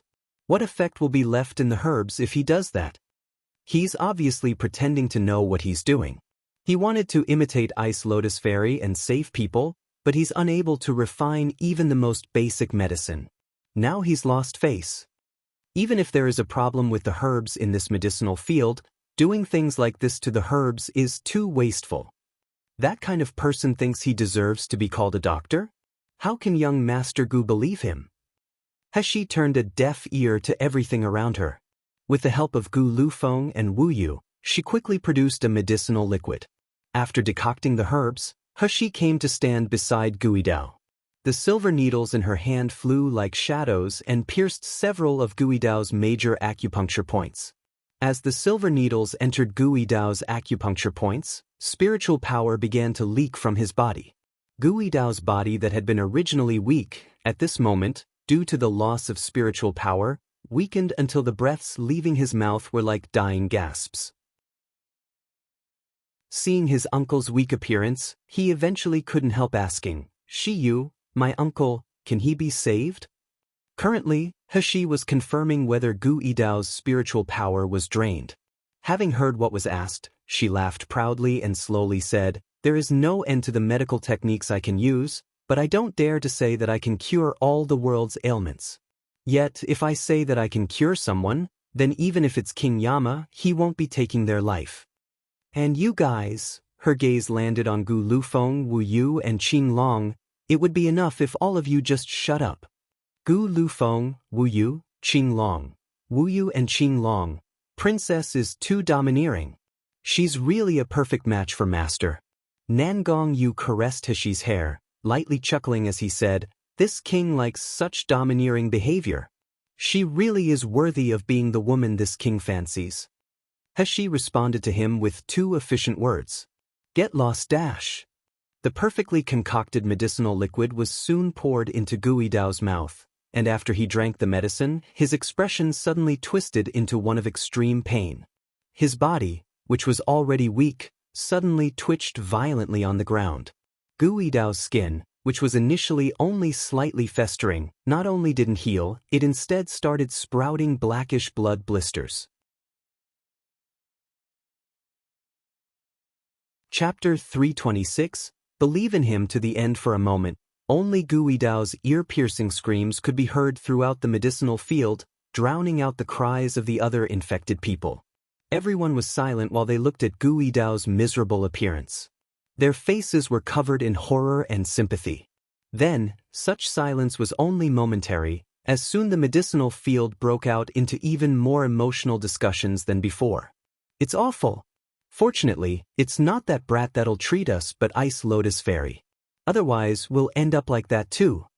Yeah, he obviously could have been saved before, but now, his life. Who told young Master Gu to not believe Ice Lotus Fairy, but to believe in that kid who has yet to mature? I wonder if he's happy now that his uncle has been killed. A quack. He's a quack that harms people." The anger from those watching was like a tide that rose and fell in continuous succession, and as it mixed with Gui Dao's pained howls, it caused Gu Liufeng's hands to clench into tight fists at his sides. He couldn't bear to watch his uncle suffer through such torment, but reason told him to trust Shiyu. Since he'd promised to believe in him, he must believe in him to the end. Gu Lufeng closed his eyes. His complexion deathly pale as his body trembled slightly. The one person in the medicinal field that wasn't affected by the screaming was probably only Heshi. Her expression was calm as she asked Nangong Yu for a length of heaven silk, and then used it to tie Gui Dao up to prevent him from further struggling. Then she took out her silver needles and, crouching down, popped the black blood blisters on Gui Dao's body one by one. The black liquid slowly seeped out of the popped blood blisters, emitting a stench that could make anyone feel nauseous. And as it flowed out of the wounds, it resulted in Heshi's fingertips becoming slightly stained. Yet, it was precisely that pus that could infect people. However, Heshi's expression didn't change at all. Using water's spiritual power, she focused it into a fine spray that landed on Gui Dao's body, washing clean all of the wounds. After all the wounds had been cleaned, Gui Dao slipped into a coma. Yet even unconscious, he still released pained groans. Heshi looked at Gu Lufeng and indifferently said, "It's done. I predict that he'll be fine after half an hour." Gu Lufeng was startled at first, before his expression immediately turned into one of excitement. His feet staggered due to having been standing so rigidly this whole time, and he almost fell to the ground. Heshi retreated to the side, but one of her small hands was instantly captured by Nangong Yu. Before Heshi could react, Nangong Yu grabbed her hand and gently pressed the back of it against his lips, and that was precisely the area that had been stained with Gui Dao's blood. Heshi raised her eyebrows and whispered, "Didn't you see that I was just touching pus and blood? It was contagious. Aren't you afraid that you'll get infected?" The expression on Nangong Yu's face remained calm, while his eyes were gentle as he looked at her. If Xia was infected, then this king would happily share the same fate as his princess. "Who's your princess?" Heshi unhappily retrieved her hand, but a corner of her mouth raised as she explained, "The pus in Gui Dao's body is no longer contagious, but you've already guessed that, right?" Hearing that, Nangong Yu snorted, "If I had thought that it posed any danger to you, Xia, do you think that I would have let you save him regardless of your safety?" Heshi didn't speak and instead turned her head away. This guy is as overbearing as always. His desire to be in control is too strong. However, while this scene was happening around Heshi, the people on the other side who were still watching Shangguan Rui's condition had complete faith in Feng Lianying. Gui Dao remained unconscious, with pain visible on his face. Although the blood and pus on his wounds had been cleaned up, the festering wounds still existed. Occasionally, black and yellow liquid would leak out, looking rather wretched. Chapter 327, Begging for an Antidote. Watching Shangguan Rui, who had eaten the 5 elements blood coagulation pill, they could see that he was now breathing as steadily as a normal person, that he could stand and walk normally, and that the wounds on his body had begun to heal. Comparing both sides, Feng Lianying's medical skills were more advanced than Heshi's. Consequently, everyone sneered at Heshi and Gu Lufeng, enjoying their misfortune as they asked Feng Lianying for a 5 elements blood coagulation pill for themselves. However, although Feng Lianying had a lot of 5 elements blood coagulation pills, it was impossible for her to supply it to everyone. This meant that many poisoned martial artists could only helplessly watch their bodies festering, without the opportunity to be cured. Ice Lotus Fairy, I beg you, give me a blood coagulation pill, my brother is going to die. Someone kneeling in front of Feng Lianying was piteously entreating her before they were soon kicked away by someone else. Who do you think you are? You're merely a rogue cultivator, without any sect or clan, but you dare to ask Ice Lotus Fairy to waste a precious 5 elements blood coagulation pill on you? Don't dream. Such weak people like you guys originally shouldn't have entered 100 Herb Mist. Now that you've come here to die, blame your own bad fate, don't blame others. That's right, if low martial artists like you guys are going to die, then just die. Why fight over medicinal pills with us? Ice Lotus Fairy, I am the disciple of Black Ice Clan's great elder, from Hao Yu country. We, the Black Ice Clan and the Lu Li sect, have always been on good terms. Please give me the antidote. Feng Lianying looked at the person who was currently kneeling at her feet and trying to win her favor as they begged for an antidote, and the pride on her face couldn't be concealed. This kind of worship and the feeling of holding someone else's life in the palm of your hand was wonderful. There were only 2 bottles of 5 elements blood coagulation pills in her hands, so naturally, she couldn't assign them to those who had no sect or clan. They were of no assistance to the Feng family or her reputation. Soon, all of the 5 elements blood coagulation pills had been divided, with most of them being given to the children of influential families or the elite disciples of large sections. While those who didn't manage to receive the medicine were forcibly banished to the side by disciples of the Lu Li sect to prevent the infection from spreading. Those people huddled together. The excitement on their faces had long since disappeared to be replaced with despair. Someone couldn't help shouting, Ice Lotus Fairy, don't you have any compassion in your heart that allows you to take pity on our lives? Why are you only saving powerful people, but ignoring us? Exactly. You're unworthy of your name, you faker. So if the martial artists who are children of influential families are worth saving, don't tell me our lives are unworthy. Wah? Who will save my father? However, those people's curses and protests were halted by a fierce attack technique from the disciples of the Lu Li sect. If anyone dares to slender Ice Lotus Fairy again, I'll let him die now. Since all of you are in this condition, just blame yourselves for overestimating your capabilities and having delusions of getting your hands on the herbs in the medicinal field. As you've all fallen to such a state, you only have yourselves to blame. These people's hearts were full of desperation, but unfortunately, they were powerless to do anything. They could only silently bear the ridicule from the children of influential families, and watch as one by one, they took a 5 elements blood coagulation pill from Ice Lotus Fairy's hand, while they could only wait to die. However, just when those people had all received a 5 elements blood coagulation pill and were about to swallow them, a sudden scream was heard. Shangguan Rui, standing behind Feng Lianying, was releasing an ear-piercing scream. It looked like Shangguan Rui's face that had already healed, at this moment, was being squeezed by a force from inside of his body, making his entire face continuously distort and deform. 1. Rogue cultivators literally translates as loose cultivators. Independent cultivators are unaffiliated with any sect, clan, or other martial organizations.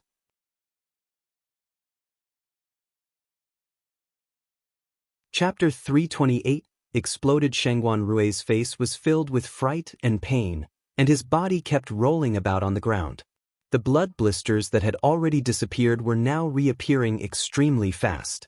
However, it was far from over. When everyone was at a loss of what to do, a loud bang was suddenly heard from Shangguan Rui as his body unexpectedly exploded. Black pus and blood splattered everywhere, and even 2 disciples of the Lu Li sect weren't spared. It was too late for them to flee, and they ended up splashed with blood. After the explosion, everyone looked at the place where Shangguan Rui had been reclining. Finding that there was no dead body or bones, just a large pool of blood. The most terrible thing was that the blood seemed to be alive as it struggled to squirm towards the crowd. For a moment, everyone was shocked by the incredible scene before their eyes. It was only after a long while that someone finally screamed, their expression one of horror as they ran away. When the blood neared where Hashi and the others were, a man in black clothes slowly stepped forward with an indifferent expression on his face. Opening a porcelain bottle he held in his hand, he then poured a medicinal liquid onto the blood. The blood violently bubbled, and with an almost pained sound, it seemed to want to flee. This medicinal liquid was like the blood's nemesis. It desperately wanted to escape, but it was powerless to do anything. After a short time, the blood disappeared in a plume of steam. Everyone stared blankly at the scene. They just couldn't believe their own eyes. Shangguan Rui? He actually exploded. Moreover, he turned into a pool of blood? What did that mean? Did it mean that the 5 elements blood coagulation pill was ineffective at curing Shangguan Rui, and had killed him instead? That meant that Ice Lotus Fairy was incapable of treating those infected with poison. Instead, the 5 elements blood coagulation pill that everyone had been fighting over just moments before was actually a poison that would kill them. Arg! Some of the martial artists let out terrified screams as they started throwing the pill, which had been so hard to get, as far away from them as possible like a hot potato. However, several of them who'd already swallowed a 5 elements blood coagulation pill went completely pale, and with their bodies twitching, they dug their fingers down their throats to vomit the pill out. Since they'd swallowed a 5 elements blood coagulation pill, then didn't that mean they would become like Shangguan Rui and ultimately turn into a pool of blood after suffering a violent death? No dash. That was impossible dash. They didn't want to die. Feng Lianying, didn't you say that the 5 elements blood coagulation pill would definitely cure us? Then what on earth happened to Shangguan Rui? You vicious woman, you lied to get me to take a 5 elements blood coagulation pill. If I die, my master will never let you go. What Ice Lotus Fairy? She's nothing but a swindler posing as a medical genius, pa. Feng Lianying, if my senior brother dies, my Ling Xiao sect will refuse to ever be allies with you. Feng Lianying's face had currently turned a horrid shade of green and purple. She couldn't at all believe what had just happened. Shangguan Rui had actually died. Impossible. It was simply impossible. Her diagnosis, her medicine, how could any of it be wrong? It must be that Shangguan Rui was infected by another poison. Right. That's right. The problem must have come from Shangguan Rui himself. With this thought, Feng Lianying suddenly shouted, "The problem isn't my medical skills, and my diagnosis wasn't wrong. This was just an unexpected tragedy caused by Shangguan Rui's own problem. If you don't believe me, try it again. The next person won't suffer from such a situation." Chapter 329. Mad. The 5 elements blood coagulation pill is definitely the cure for intoxicated blood poison. However, how could any of those people still believe her? And they indignantly shouted, "You want us to try again? Do you want us to end up as miserable as Shangguan Rui? Keep dreaming." Feng Lianying was furious after hearing all the accusations and watched as the martial artists from influential families refused to eat the 5 elements blood coagulation pill, while those who'd already swallowed them forcefully vomited them out. Feng Lianying suddenly took out an additional 3 pills that she'd hidden inside her sleeve for bargaining with in the future. Then she rushed towards the martial artists without influence. The group of banished martial artists had initially been rejoicing that they'd escaped from such a calamity, but now that they saw Feng Lianying rushing over, they immediately screamed and fled in all directions. At this moment, Feng Lianying had completely lost all traces of sanity. Wearing heavenly silk gloves on her hands, she grabbed a person and then stuffed a 5 elements blood coagulation pill into his mouth as she murmured, "There won't be any problem, my diagnosis will never be wrong." In order to speed up the effect of the 5 elements blood coagulation pill, she even forced some of her spiritual power into that person's body. This would cause the medicine to be rapidly absorbed, regardless of the impurities in the pill that might cause harm to the martial artist. However, after the period it takes an incense stick to burn, Feng Lianying quickly retreated in horror. With a loud bang, another person exploded and turned into a pool of blood that squirmed about on the ground. Ah! Dead again. Shinner dash. Feng Lianying, you vicious woman, return my son's life. Shinner. The martial artist's mother saw the pool of blood that used to be her son, and with her eyes red due to hatred, she charged towards Feng Lianying. However, her cultivation base was nowhere near good enough for her to be an opponent with Lu Lisek's bodyguards, and she was quickly kicked to the ground, causing her to spit out blood. The group of powerless martial artists were now alarmed, and they glared at Feng Lianying with hatred and resentment. This woman, in their eyes, had been as beautiful and as pure as a goddess in the heavens. Now, she'd revealed herself to be a ruthless and viciously evil woman. What's the use of calling such a woman Ice Lotus Fairy?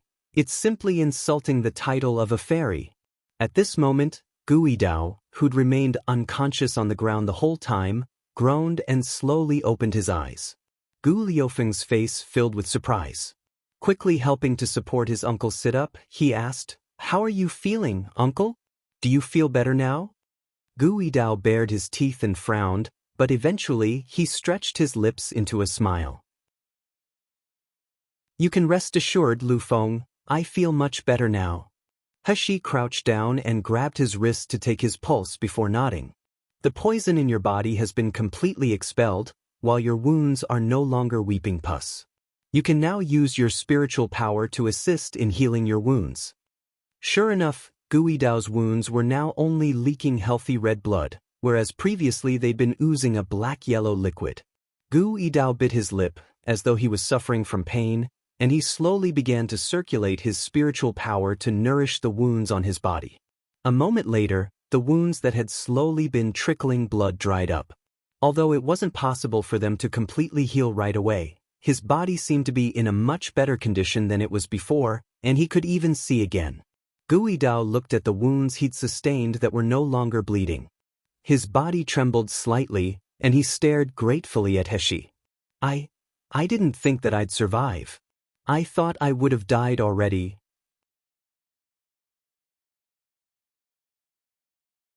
Chapter 330. Why? The rims of Gu Liufeng's eyes slightly reddened and glinted as he looked at Heshi, his voice hoarse. "Shiyu, I don't know how to thank you.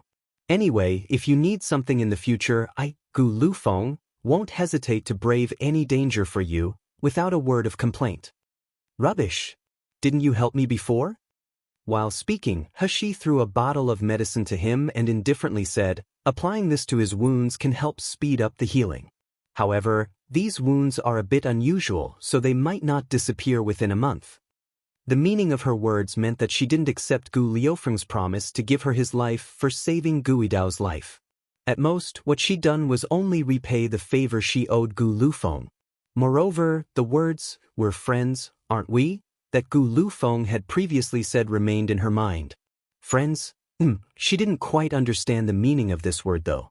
A smile reached Gu Liufeng's eyes, and he finally recovered his usual languid and graceful expression. He took the medicine bottle and smiled lightly. "Unexpectedly, saving your life has turned into one of the best decisions I've ever made in my life."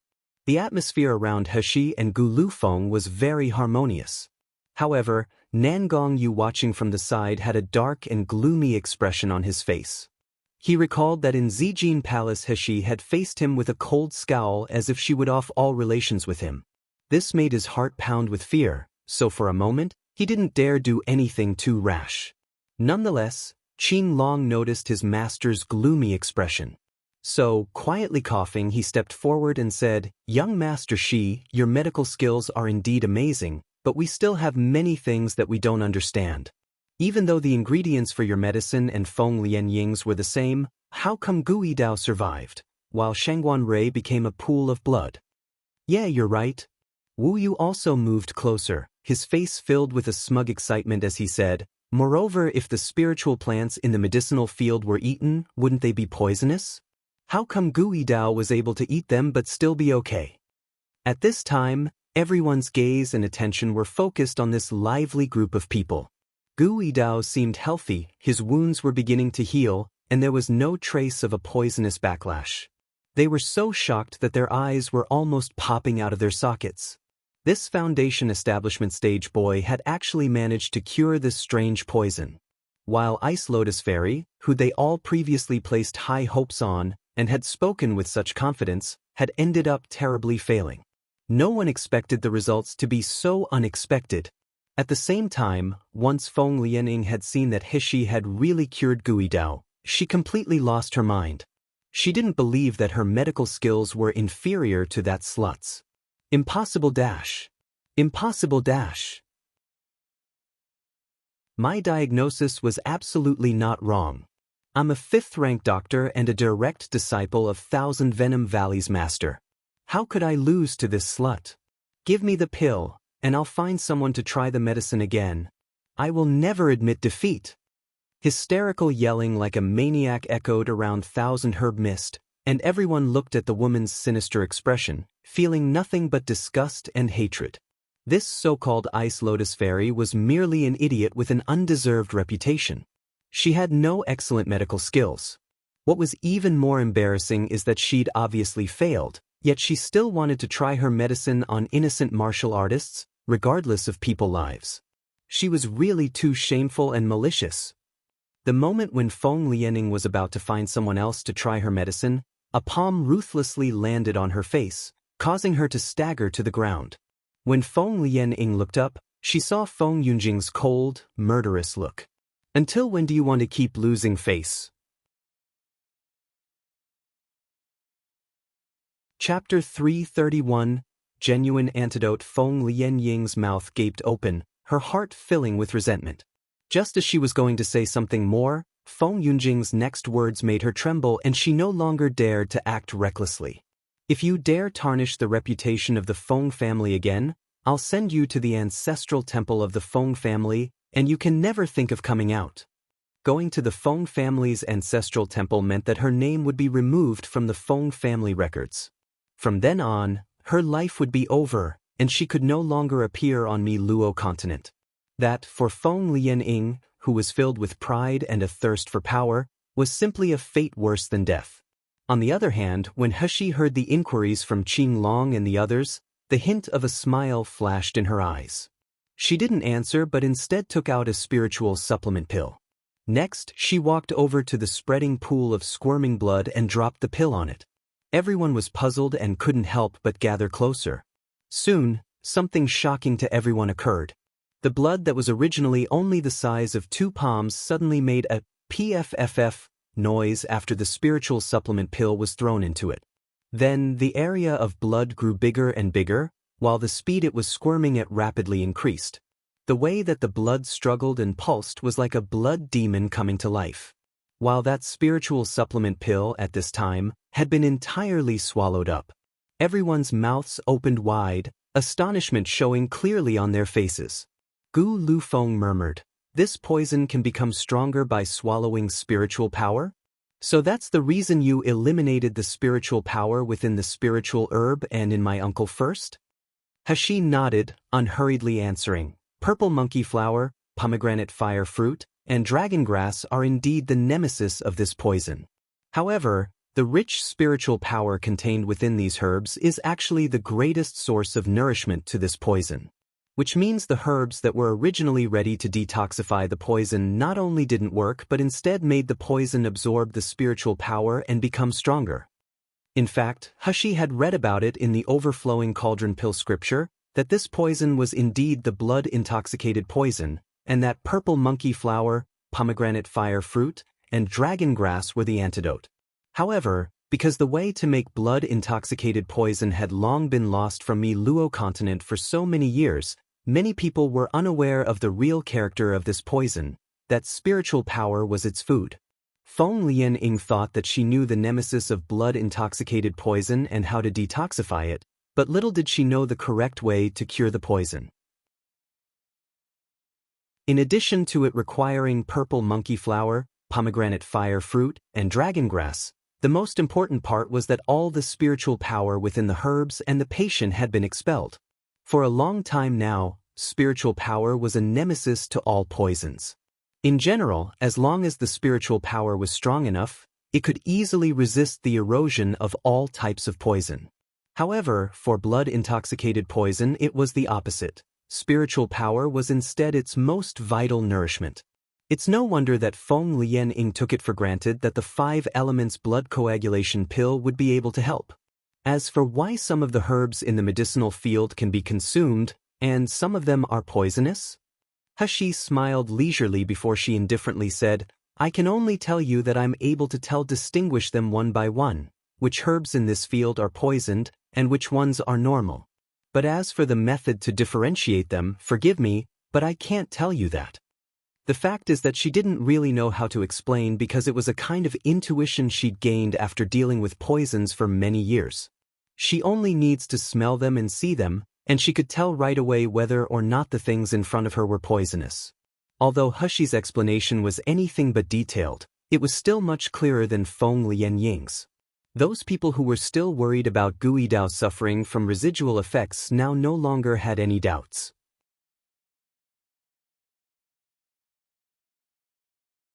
Chapter 332. Disobedient and unfilial. This youngster before them was only about 15 to 16 years old with a cultivation base at foundation establishment stage, but no one expected that his medical skills would be so formidable. The crowd was in a daze at first before they suddenly returned to their senses. Then, all of them suddenly rushed to her and kowtowed before her. Godly doctor, a person as great as yourself would, of course, forgive such offenses committed by us lowly people, right? Please save us. That's right, that's right. Saving our lives will be a most meritorious deed. Please be merciful and give us a cure. Watching those shameless people now begging Hashi, Wu Yu waved his fan as he sneered, My, I wonder who was it that just finished insulting my young master Shi and said that he was a quack who would kill people? And who was it that said my young master wasn't even worthy of carrying Ice Lotus Fairy's shoes, and saying that they mustn't let him leave the medicinal field alive? Now that you know that my young master is extremely skilled, you turn to him to seek help from him to save you.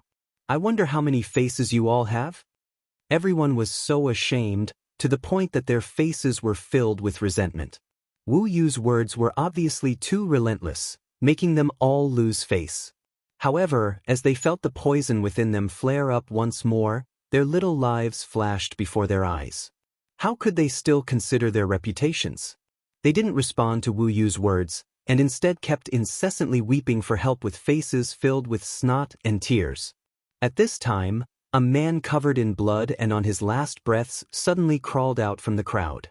He didn't crawl towards Hashi as everyone else did, rather, he crawled to Gu Lufeng and tugged at his clothes as he hoarsely said, Lufeng, you're Murong Lufeng, right? Gu Lufeng looked down at him. Although the person before him was completely different, he recognized his identity at a glance. He was the head of the Murong family, Murong Zhangfeng. Gu Lufeng narrowed his eyes, and suddenly, a blade appeared in his hand, and he quickly cut off the corner of his clothes that was being pulled by Murong Zhangfeng. Then, he coldly asked, Who are you? Do I know you? Don't pretend. I heard all your conversations with Gui Dao. Although Murong Zhangfeng had tried to lower his voice as much as possible, his extreme anger still made his voice sharper. You're a disobedient and unfilial bastard. Obviously, you're offspring of the Murong family, yet these past few years you've actually been colluding with strangers to attack Murong family's medicinal hall. You bastard, Murong Feng is your father. The Murong family is also a place where you were born and raised, but you actually dare to bite the hand that feeds you. Don't you fear retribution for what you've done?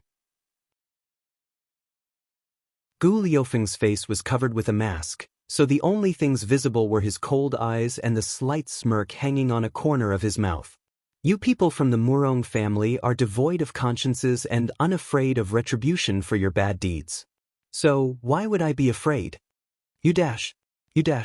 You are indeed Murong Lufeng. You bastard. Murong Zhangfeng was so enraged that he suddenly raised his voice and continuously bellowed, "You're the same as that shameless mother of yours, nothing but cruel and unscrupulous. We of the Murong family raised you for nothing." Murong Zhangfeng's curses were said in such rage that the speed of the poison in his body became faster because of his emotions, causing him acute pain that made his anger be quickly replaced by fear. He looked up and saw Gu Lufeng slightly lowering his head until he couldn't see his expression. He was embarrassed and ashamed of cursing, so he quickly said, "I can overlook these small matters. Now, quickly get me the antidote from that kid. When I return to the Murong family, I'll ask for you to be dealt with leniently."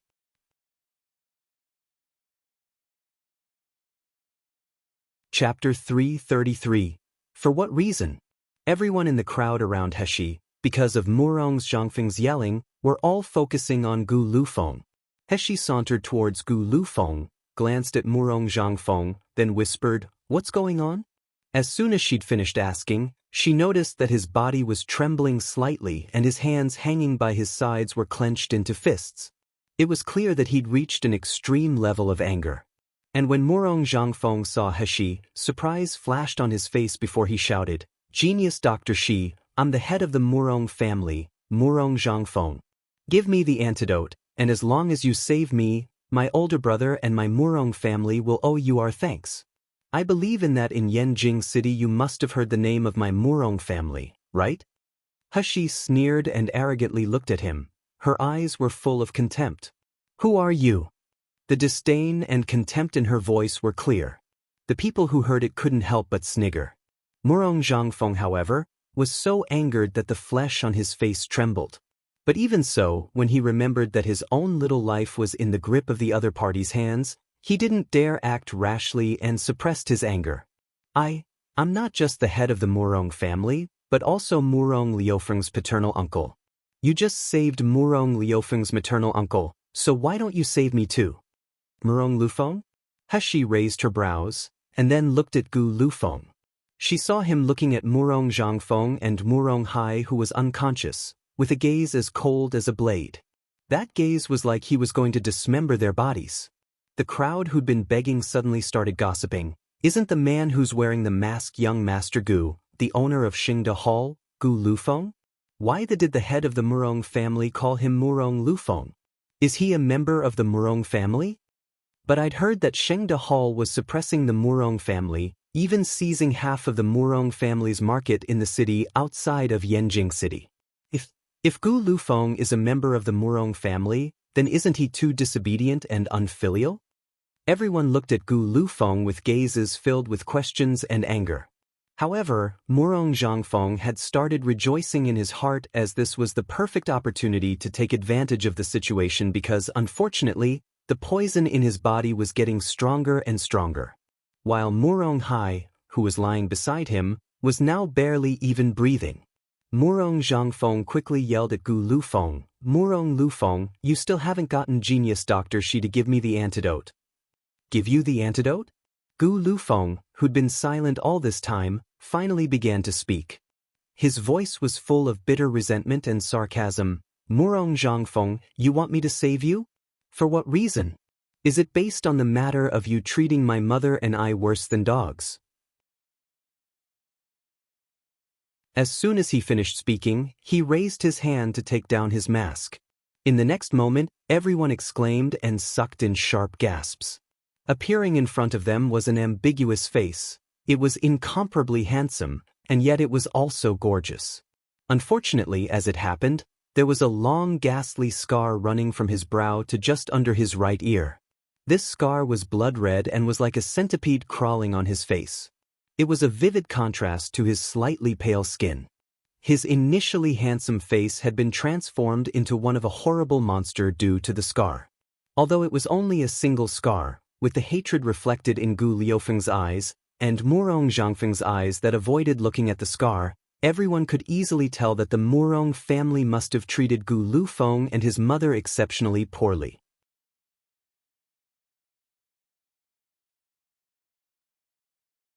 Chapter 334. Thank you. Murong Zhangfeng's guilty conscience was soon taken over by his heartlessness and selfishness. You unworthy offspring! Your mother was nothing more than a concubine, and you are nothing more but a bastard. We raised you and only occasionally hit you. Is disciplining and scrupulous children unnatural? If you know what's good for you, then give me the antidote. If not, when I go back, I will remove you from the Murong family records. From then, your only option is to die and become a lonely ghost. Gu Lufeng burst out laughing, then he coldly stared at Murong Zhangfeng. What I regret most about my birth was that I was born in the Murong family. If you can remove me from the Murong family, then I will have to thank you. Unfortunately, to return to Murong family, you must live past today, and this matter is easier said than done. I won't kill you, I just don't wish for you to die an easy death. I want you to experience a slow and painful death filled with despair. Compared to death by a knife, this will be far more interesting. Murong Zhangfeng trembled when he met Gu Liufeng's gaze. At this moment, he no longer wished for Gu Luifeng to save him. His only option is to look towards He. Repeatedly kowtowing, he said, "Genius Dr. Shi, please pay no mind to that unscrupulous brute's nonsense. As long as you save my life, Murong family will give you 3 finished properties." He faintly smiled and suddenly pulled a bottle of the antidote out of her sleeves. Murong Zhangfeng's face was wild with joy as he stared at the bottle. He believed that He had finally been persuaded by him. However, He turned around and threw the antidote to Gu Lufeng. Lightly laughing, she said, "The bottle contains herbal medicine and intoxicated blood. When they are mixed together, the reaction is very interesting. If you wish to see him suffer more, then sprinkle some on him." You guys? Murong Zhangfeng didn't expect to die. His whole heart was once full of expectation, but this has become the result. Taking the medicine bottle, Gu Liufeng's face, which looked fierce due to the scar, held a somewhat heartfelt smiling expression. He slowly stepped forward, and before Murong Zhangfeng could slander him again, he had already sprinkled the medicine on him and the unconscious Murong Hai's bodies. The only sound was, "Ah!" The cry broke through the heavens, and everyone present at the scene's eardrums rung. Subsequently, Murong Zhangfeng and the originally unconscious Murong Hai were both painfully rolling around the floor. The pair of them were incessantly wailing as thin black blood oozed out of their bodies. The grief-filled howls continued on for the length of time it takes to burn a stick of incense. The black blood consumed both men's bodies, completely melting them. Gu Lufeng slowly took the bottle of medicine and poured some intoxicated blood on the thin blood. Soon after, the blood made zzz sounds before evaporating and completely disappearing. His fierce-looking face carried an expression of both grief and hate that couldn't be dismissed. When he turned around and faced a young youth with matchless beauty and clear, black eyes, Gu Lufeng suddenly felt as if the stone, which had been weighing in his heart for many years, had been moved just a tiny bit. He walked forward a few steps, gazing deeply at He, saying, "He, thank you." He raised her hand up, interrupting him. "Wasn't it you that said friends do not have to thank each other?" Gu Lufeng stared blankly, his long eyelashes faintly trembling. The bright red scar on his face caused his expression to look more fierce, but his mouth held a shallow, gentle smile.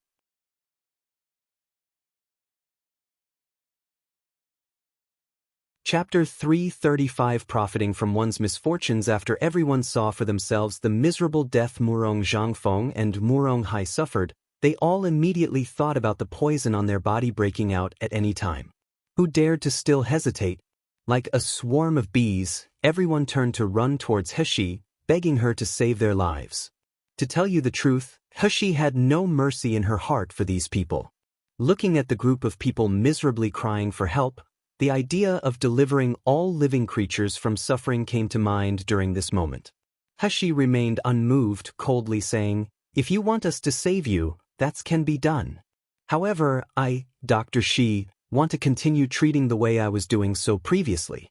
The people who look pleasing to the eye may receive treatment for free.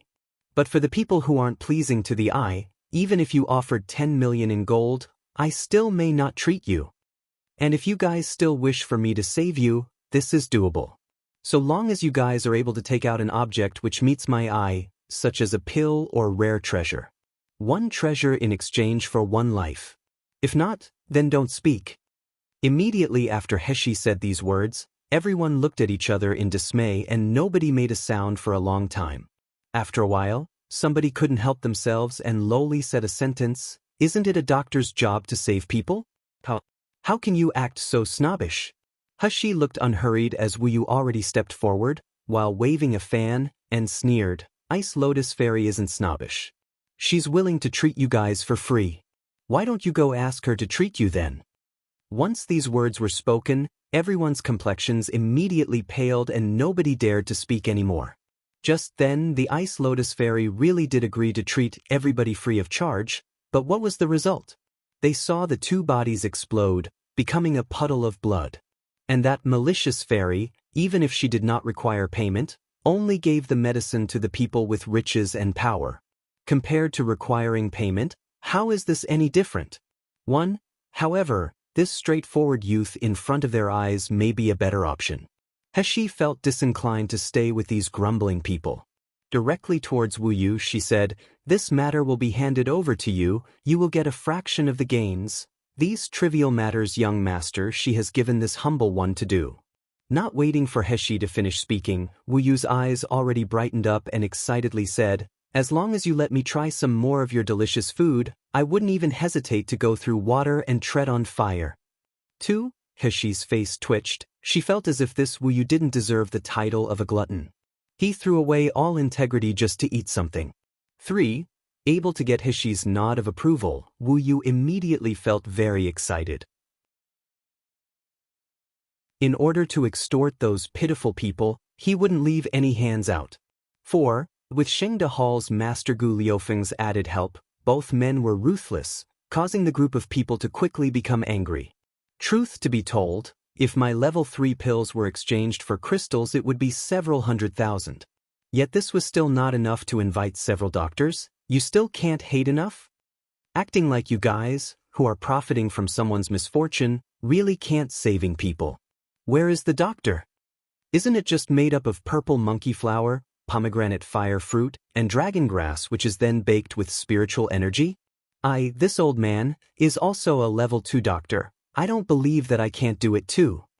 Wu Yu and Gu Lufeng watched as everyone ran into the medicinal field to find herbs for medicine while shouting curses. The pair of them weren't even worried in the slightest. On the contrary, they took joy in the calamity. The group of people believed that just by knowing the prescription, they would be able to imitate Heshi's detoxification method. Soon they will realize how stupid they are. But some people couldn't stand the intoxicated blood poison, fearful of the pain it brought.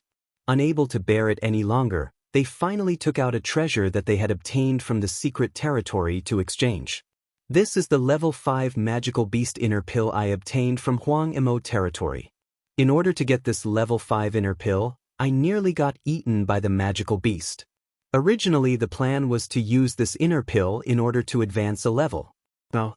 Now my life is quickly slipping away. What talk of advancing a level?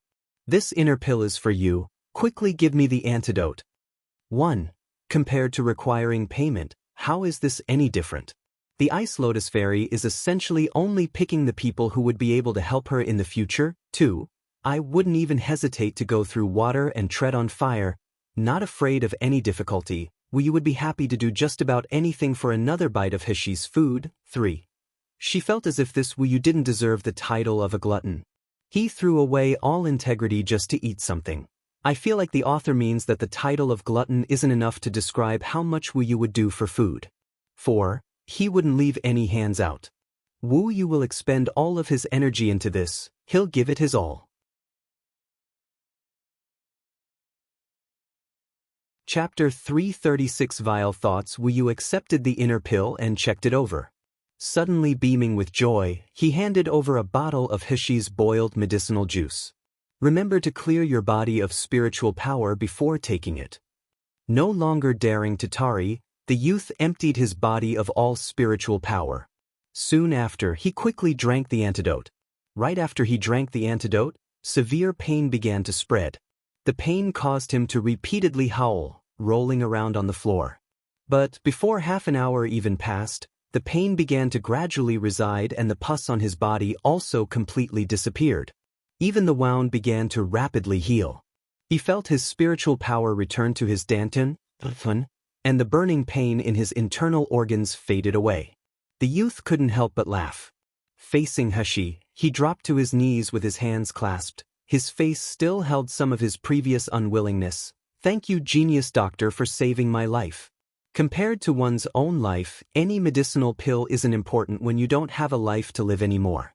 At this moment, the people who entered the medicinal field to collect herbal medicine in order to imitate Hashi's refining method to make the boiled medicinal juice, shockingly discovered that the moment their spiritual energy touched the originally green herbal medicine, it would immediately turn into ashes. It was much harder to accomplish than Hashi's effortless demonstration suggested.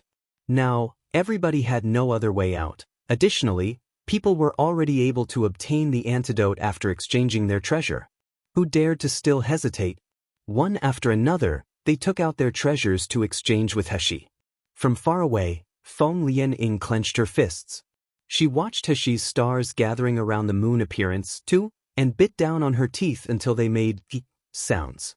Suddenly, she heard the sound of clunking and her well-taken care of little finger's fingernail broke in half as she felt a burst of pain. But, why have I been beaten by such a low-lying waste? How many years have I spent cultivating? My teacher is the master of Thousand Poison Valley. My hard-earned reputation suddenly brought upon this result. I don't accept this. I'm not reconciled. Heaven is unfair. I must make that slut pay the price. Feng Lianying's voice was coarse, completely opposite to her usual sweet and dainty sound, and her whole face was even more terrifying. Nie Jinshin worriedly supported her, softly saying, "Lianying Mei 3, don't be angry, it's bad for your body to be angry over trash." Nie Jinshin didn't even get to finish speaking before Feng Lianying swung her hand up and ruthlessly slapped his face. Shrieking, "Get lost! Who do you think you are? Who let you touch me? Don't think I know your vile thoughts towards me. You only covet my status and good looks. I don't even dare look at what status you have. Merely someone with no family background, just a disciple of Lu Li sect. Are you worthy of me? Can you match up with Big Brother you? Get lost. Go far away." Putting a hand over his face, Nie Jinshin was in disbelief. His face got scratched by Feng Lianying's fingernails, leaving traces of blood. To the side, disciples of the Lu Li sect watched the pair. His expression was full of pity and joy over another person's calamity. All the admiration and ties of friendship in his heart transformed into embarrassment and hate. Nie Jinshin bowed his head, tightly clenching his fist. He didn't utter another word. The brightness in his eyes dulled a bit. Feng Yunjing saw the whole moment between Feng Lianying and Nie Jinshin and coldly laughed. Silly woman, simply wasted Feng family's cultivation from these past few years. 1. Dantian. The Dantian is where one's qi resides. It's located 2 points below the navel. 2. Stars gathering around the moon appearance. Everyone embraces or surrounds one thing. 3. Younger sister. Chapter 337. It's better to go back with me. If she wasn't the Thousand Poison Valley's master's favorite disciple, then he would have long tossed aside this woman who lost face for Feng family. As expected, children of concubines really didn't deserve to be in the public view. Feng Yunjing lightly swung his arms and lowly spoke to a trusted confidant on the side. "Looks like this grassland doesn't have the stuff we need. Prepare to leave here immediately." "Yes, young master," the trusted confidant answered, bowing. However, looking to the side at the Lu Li sect disciples who had been knocked unconscious by the intoxicated blood poison, he couldn't help but ask, "Young master, what do we do with these 2 people?" Originally, the Lu Li sect disciples stayed far away and nobody got infected. But unfortunately, Feng Lianying allowed Shangguan Rui to take the 5 elements blood coagulation pill. As a result, Shangguan Rui exploded in front of everyone, and 2 of Lu Lisek's disciples who were caught off guard were touched by a little bit of the pus. Sure enough, they got infected as well. Feng Yunjin's eyes were ice cold, lacking any emotions. Leave them here to die on their own. Suddenly his heart moved. He consciously checked, looking towards his treasured Heshi. The youth was like a painting. The skin was the color of snow. Their eyes were full of bright stars. The bright red lips were lifted on either corner. The youth had unparalleled seductiveness. As Feng Yunjin's eyes looked on, he suddenly turned to walk towards the youth. Right at this moment, Heshi was also checking over the treasure Wu Yu and Gu Lufeng were handing over. Every speck was the same. Her heart blossomed with joy. These indeed were level 5 magical beast inner pills. Previously, she worked extremely hard but was only able to obtain 2 of these. This time, she's able to replenish Dan Dan and the little golden dragon again. Furthermore, 12 level 4 books which could be used to save the lives of groups people. Really couldn't be better. Unexpectedly, there was also a flying skill book which was able to increase speed. Clicking her tongue, there definitely wasn't a price for this on the market. While Heshi's face remained calm and collected on the outside, she had long gotten extremely excited in her heart over the prospect of earning money. Taking the next box, Heshi was just about to open it when suddenly she felt her eyes darken and she was enveloped in a shadow. Very quickly, she heard Feng Yunjing's icy voice. Heshi, 2 of my Lu Lisek's disciples were infected with intoxicated blood poison. So? Heshi raised her head up, looking at him and coldly asked. Standing very close, Feng Yunjing could take the youth. Or he ought to say the young girl's clear and neat face was pleasing to the eyes. He couldn't help but smile deviously. It would be better to go back with me. If you're able to treat my subordinates, your ability could also be used by my Feng family. Saying this, Feng Yunjing slowly stooped down. His hot breath came out as he controlled the desire to slowly spit in Heshi's face. You can rest assured, I won't treat you unfairly. Whatever Nangong Yu gives you, I can also give. Furthermore, I can give even more. How about it? Heshi, who had been sluggish for half the day, suddenly reacted as if she heard a joke, rubbing her ears. Excuse me? This Feng Yunjing and Feng Lianying just a moment ago wanted to join together and kill her. Suddenly, he now wants her to come back with him to Feng family and still asks her how about it? Is this person experiencing a mental breakdown? Or has their brain short-circuited? But before Heshi could say anything, a pair of black shadows wielding swords came down from the sky, ruthlessly chopping towards Feng Yunjing with killing intent. Feng Yunjing already had his guard up and began rapidly retreating. But he also sacrificed his magic weapon before he was able to even consider avoiding 2, who seemed to attack with the intent to destroy the earth. Boom! The earth shook as lightning came down.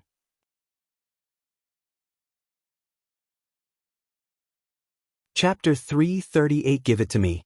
Slowly flashing, Nangong Yu's figure was like a fantasy, arriving to stand beside Heshi. He extended his hand out to take Heshi's hand, drawing her closer to his chest. His cold gaze stared towards the nearby Feng Yunjing, saying, Feng Yunjing, don't let me remind you a 3rd time. Sheer is mine, don't try and lay a hand on her again or don't blame me for not being polite. Feng Yunjing's face didn't hold a lot of anger, but it did have coldness and disdain. Nangong Yu, even though your Hell King Manor's reputation is considered impressive, but my Feng family's prestige is impressive too. Good poultry chooses wood. 1. I trust that genius doctor she knows which option is the best one to choose. The burst of electricity, although short, was able to attract everybody's attention. At this moment, just as Feng Yunjing said these words, everybody turned pale with fright. Looking southward, Nangong Yu waited and watched as the absent-mindedness in everyone's eyes turned to restrained fear and respect. Hell King. This is the famously brilliant His Highness Hell King. At the mere age of 15, he was able to become a gold core and become the Luo continent's #1 genius. Using his own strength, he was able single-handedly to fight against the magical beast's troops. He was able to save Jinling country from downfall, that His Highness Hell King. Not only that, he is also cruel and cold-blooded. With his Xian Yuan sword, he slaughtered thousands of lives, completely dyeing the soil on Guijin mountain range red. He is the lord of the netherworld. Feng Yunjing seemed to have not saw everyone's shocked expressions. Looking at Nangong Yu with a sneer, he slowly said, "Not to mention, you are the famous His Highness Hell King. With your prestige, you could get any beautiful girl you wanted. Why are you so stingy, holding on to a girl who's merely at foundation establishment stage? How about this, you give Shiyu to me? I promise that later on, 1/10 of the medicinal pills Feng family produces each year will gift to you. How's that?" Everyone, having heard this, all simultaneously let out a sigh of relief. This was Feng family's yearly production of medicinal pills. Saying these pills are priceless still wouldn't be considered too much. Who didn't know that Feng family had a Grand Master-level refining pharmacist? In the entirety of Mi Luo continent, the amount of Grand Master-level refining pharmacists were like feathers of a phoenix. 2. Each year, only 12 medicinal pills were produced and sold. Each of these medicinal pills were priceless and couldn't be bought with money. Everyone couldn't help but look towards Hell King. In their minds, although the foundation establishment stage youngster was a natural talent and had some skills, how could he compare to Feng family's medicinal pills? They thought, as long as Hell King's brain hadn't malfunctioned, he wouldn't refuse. However, Nangong Yu's expression was extremely chilly. He seemed extremely angry, comparable to a gunpowder barrel which was ready to burst at any given time. He looked coldly at Feng Yunjing, slowly raising the black sword he was holding in his hand. The sword's killing intent sent a shiver up everyone's spines. "Feng Yunjing, if you wish to court death, then I don't mind helping you." Feng Yunjing narrowed his eyes and swept them over Nangong Yu and Heshi. Faintly smiling, he said, "This was merely a suggestion. Nangong, even if you don't agree, you don't have to get so angry. You can go back and think this over. The promises I made today are forever valid. If you change your mind, you can find me at any time." Finished speaking, he looked towards Heshi and the blazing light in his eyes flashed away. "Shiyu, Feng family's doors are always open for you. You can also come find me at any time." Finished speaking, he threw out a dark red wooden tablet before turning around to leave without stopping. 1. Good poultry chooses wood has a similar idea to a talented person chooses a patron of integrity, or a fine bird chooses the best tree to nest in. 2. Feathers of a phoenix, metaphor for precious and rare things.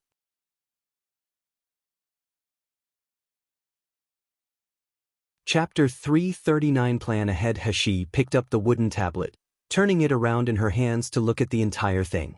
This was actually the token to Feng family's outer door, and its level was quite high too. Non-inner core disciples aren't allowed to block it. Not bad. This really was going to the Feng family to kill someone for his property. 1.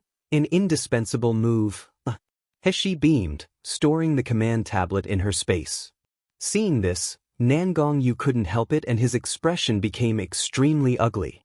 He took Heshi into his embrace, coldly surveying her. He said, "Sheer, if you dare to leave me to go into another man's embrace, then I will." "I will. You will do what?" Heshi raised her eyebrow up. She happily looked up at him. "You'll kill me?" Nangong Yu's breath stilled. He felt as if this person was both crafty and beautiful, allowing him to love and hate her. He wished he could marry her immediately so he could shut her away and not allow anybody else to covet her. But the reasonable part of his mind told him, Sheer was different. He couldn't possibly lock her up for a lifetime and break her wings. She had her own world and wonderful life. Heshi saw his cold face trying to repress his emotions. He had the appearance that he would burst at any time. She didn't know whether to laugh or cry. "Even if I wished to go into another man's embrace, I wouldn't choose to go to that mental case. Feng Yunjing, okay? You seem to think there's a hole in my brain and I would look for a tyrant." Saying this, she walked away and didn't bother him anymore. She minded her own business, continuing to open all the treasures Wu Yu had gotten. Nangong Yu watched as she leave, but he didn't move for a long time. His eyes stayed at the site where Feng Yunjing and his subordinates left from. Qin Long stepped forward to the side. He softly said, "Master." Nangong Yu's long eyelashes dropped down, hiding his stormy mood. Then with a slow and low voice he said, "Notify Wu Exa, prepare ahead." Qin Long was startled. His face betrayed his emotions. "Master?" This decision was related to Ming Wang Manor and Master's future. Master understated the decision. Was it because of the matter concerning Feng Yunjing? Or was it because of Wang Fei, too? Qin Long wanted to say more, but when he saw Nangong Yu's cold and indifferent expression, he swallowed his words. In any case, Master's command was their everything. They just have to follow it. "Yes, Master." Qin Long bowed. The indifference in his eyes slowly turned cold. Just for this day, Ming Wang Manor has already endured silently for long enough. During this time, the treasures collected by Wu Yu and Gu Lufeng was quite a lot. At one side, He examined these treasures and then threw them into her space. Just thinking about the amount of yuan crystals she could get from these treasures, she became very happy. One night turned into a rich feeling. It truly was too refreshing. Genius Dr. Shi. Suddenly there was a male's hoarse voice sounding from above her head. He lifted her head up to discover a middle-aged man, who was about 30 years old. Although his cultivation base wasn't high, his body was intact, apparently unaffected by the intoxicated blood poison. The man's skin was very coarse and his hands were full of scars and calluses. His eyes were muddy and seemed to be filled full of sadness and hate. But they were also filled with helplessness. Meeting Heshi's gaze, he didn't have many words to say. Instead, he took a jade box from his arms and handed it to Heshi. "I heard them say, Genius Doctor, she was looking for Burning Heaven Realm's divine dragon fruit. I accidentally got this in Burning Heaven Realm. I hope Genius Doctor she won't ignore this." 1. To kill someone for his property, idiom, similar meaning to robbing someone. 2. Princess.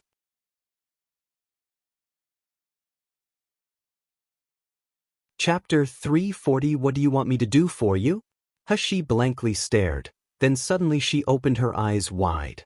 For a split second she thought she heard wrong. Divine dragon fruit.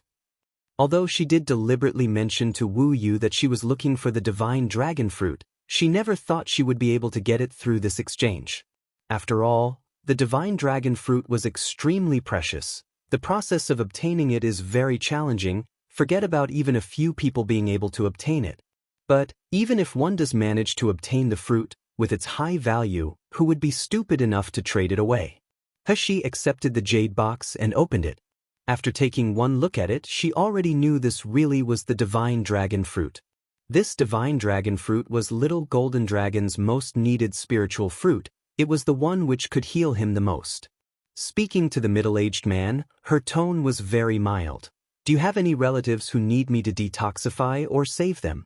Bring me over to see them?"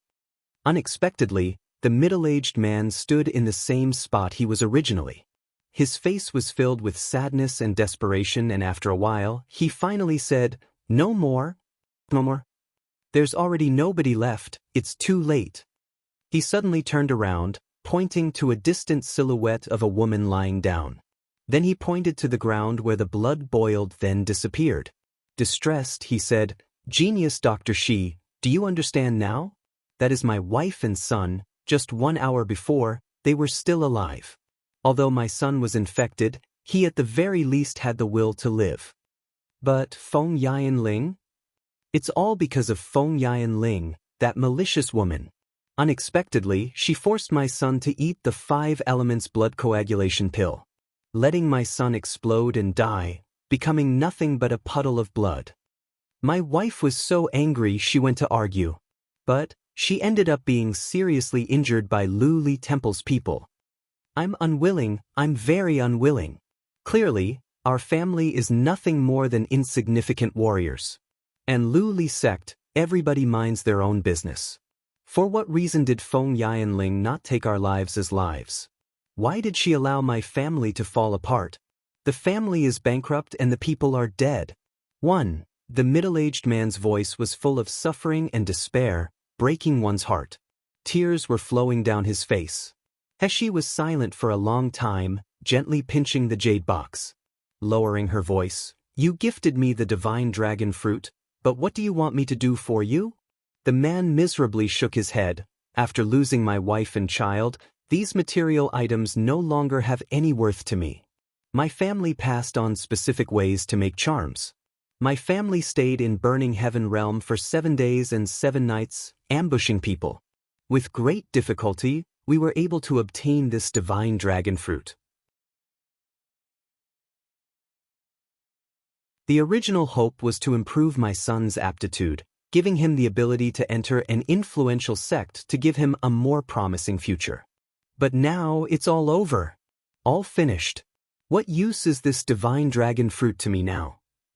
The man's voice got heavier and heavier, filled with more and more sadness and hatred. He seemed to have lost all hope before slowly lowering his voice. "Genius Dr. Shi, if I was to say I had any hopes left, it would be that one day when you deal with that slut Feng Yanling. When you give Feng Yanling and Lu Li sect a tragic end, let me watch this scene with my own eyes." Hashi raised her eyebrows up and noncommittally said, "How do you know that I will deal with Feng Yanling? And how do you know that I have the strength to bring Lu Li sect to a tragic end?"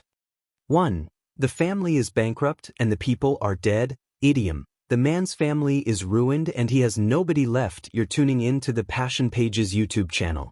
We're so grateful for your support, and don't forget to subscribe to join us on this incredible journey through captivating stories. Your generosity through donations truly makes a world of difference, as it's the primary source of revenue that allows me to expand and enhance this channel for you. Thank you from the bottom of my heart for being a part of this adventure.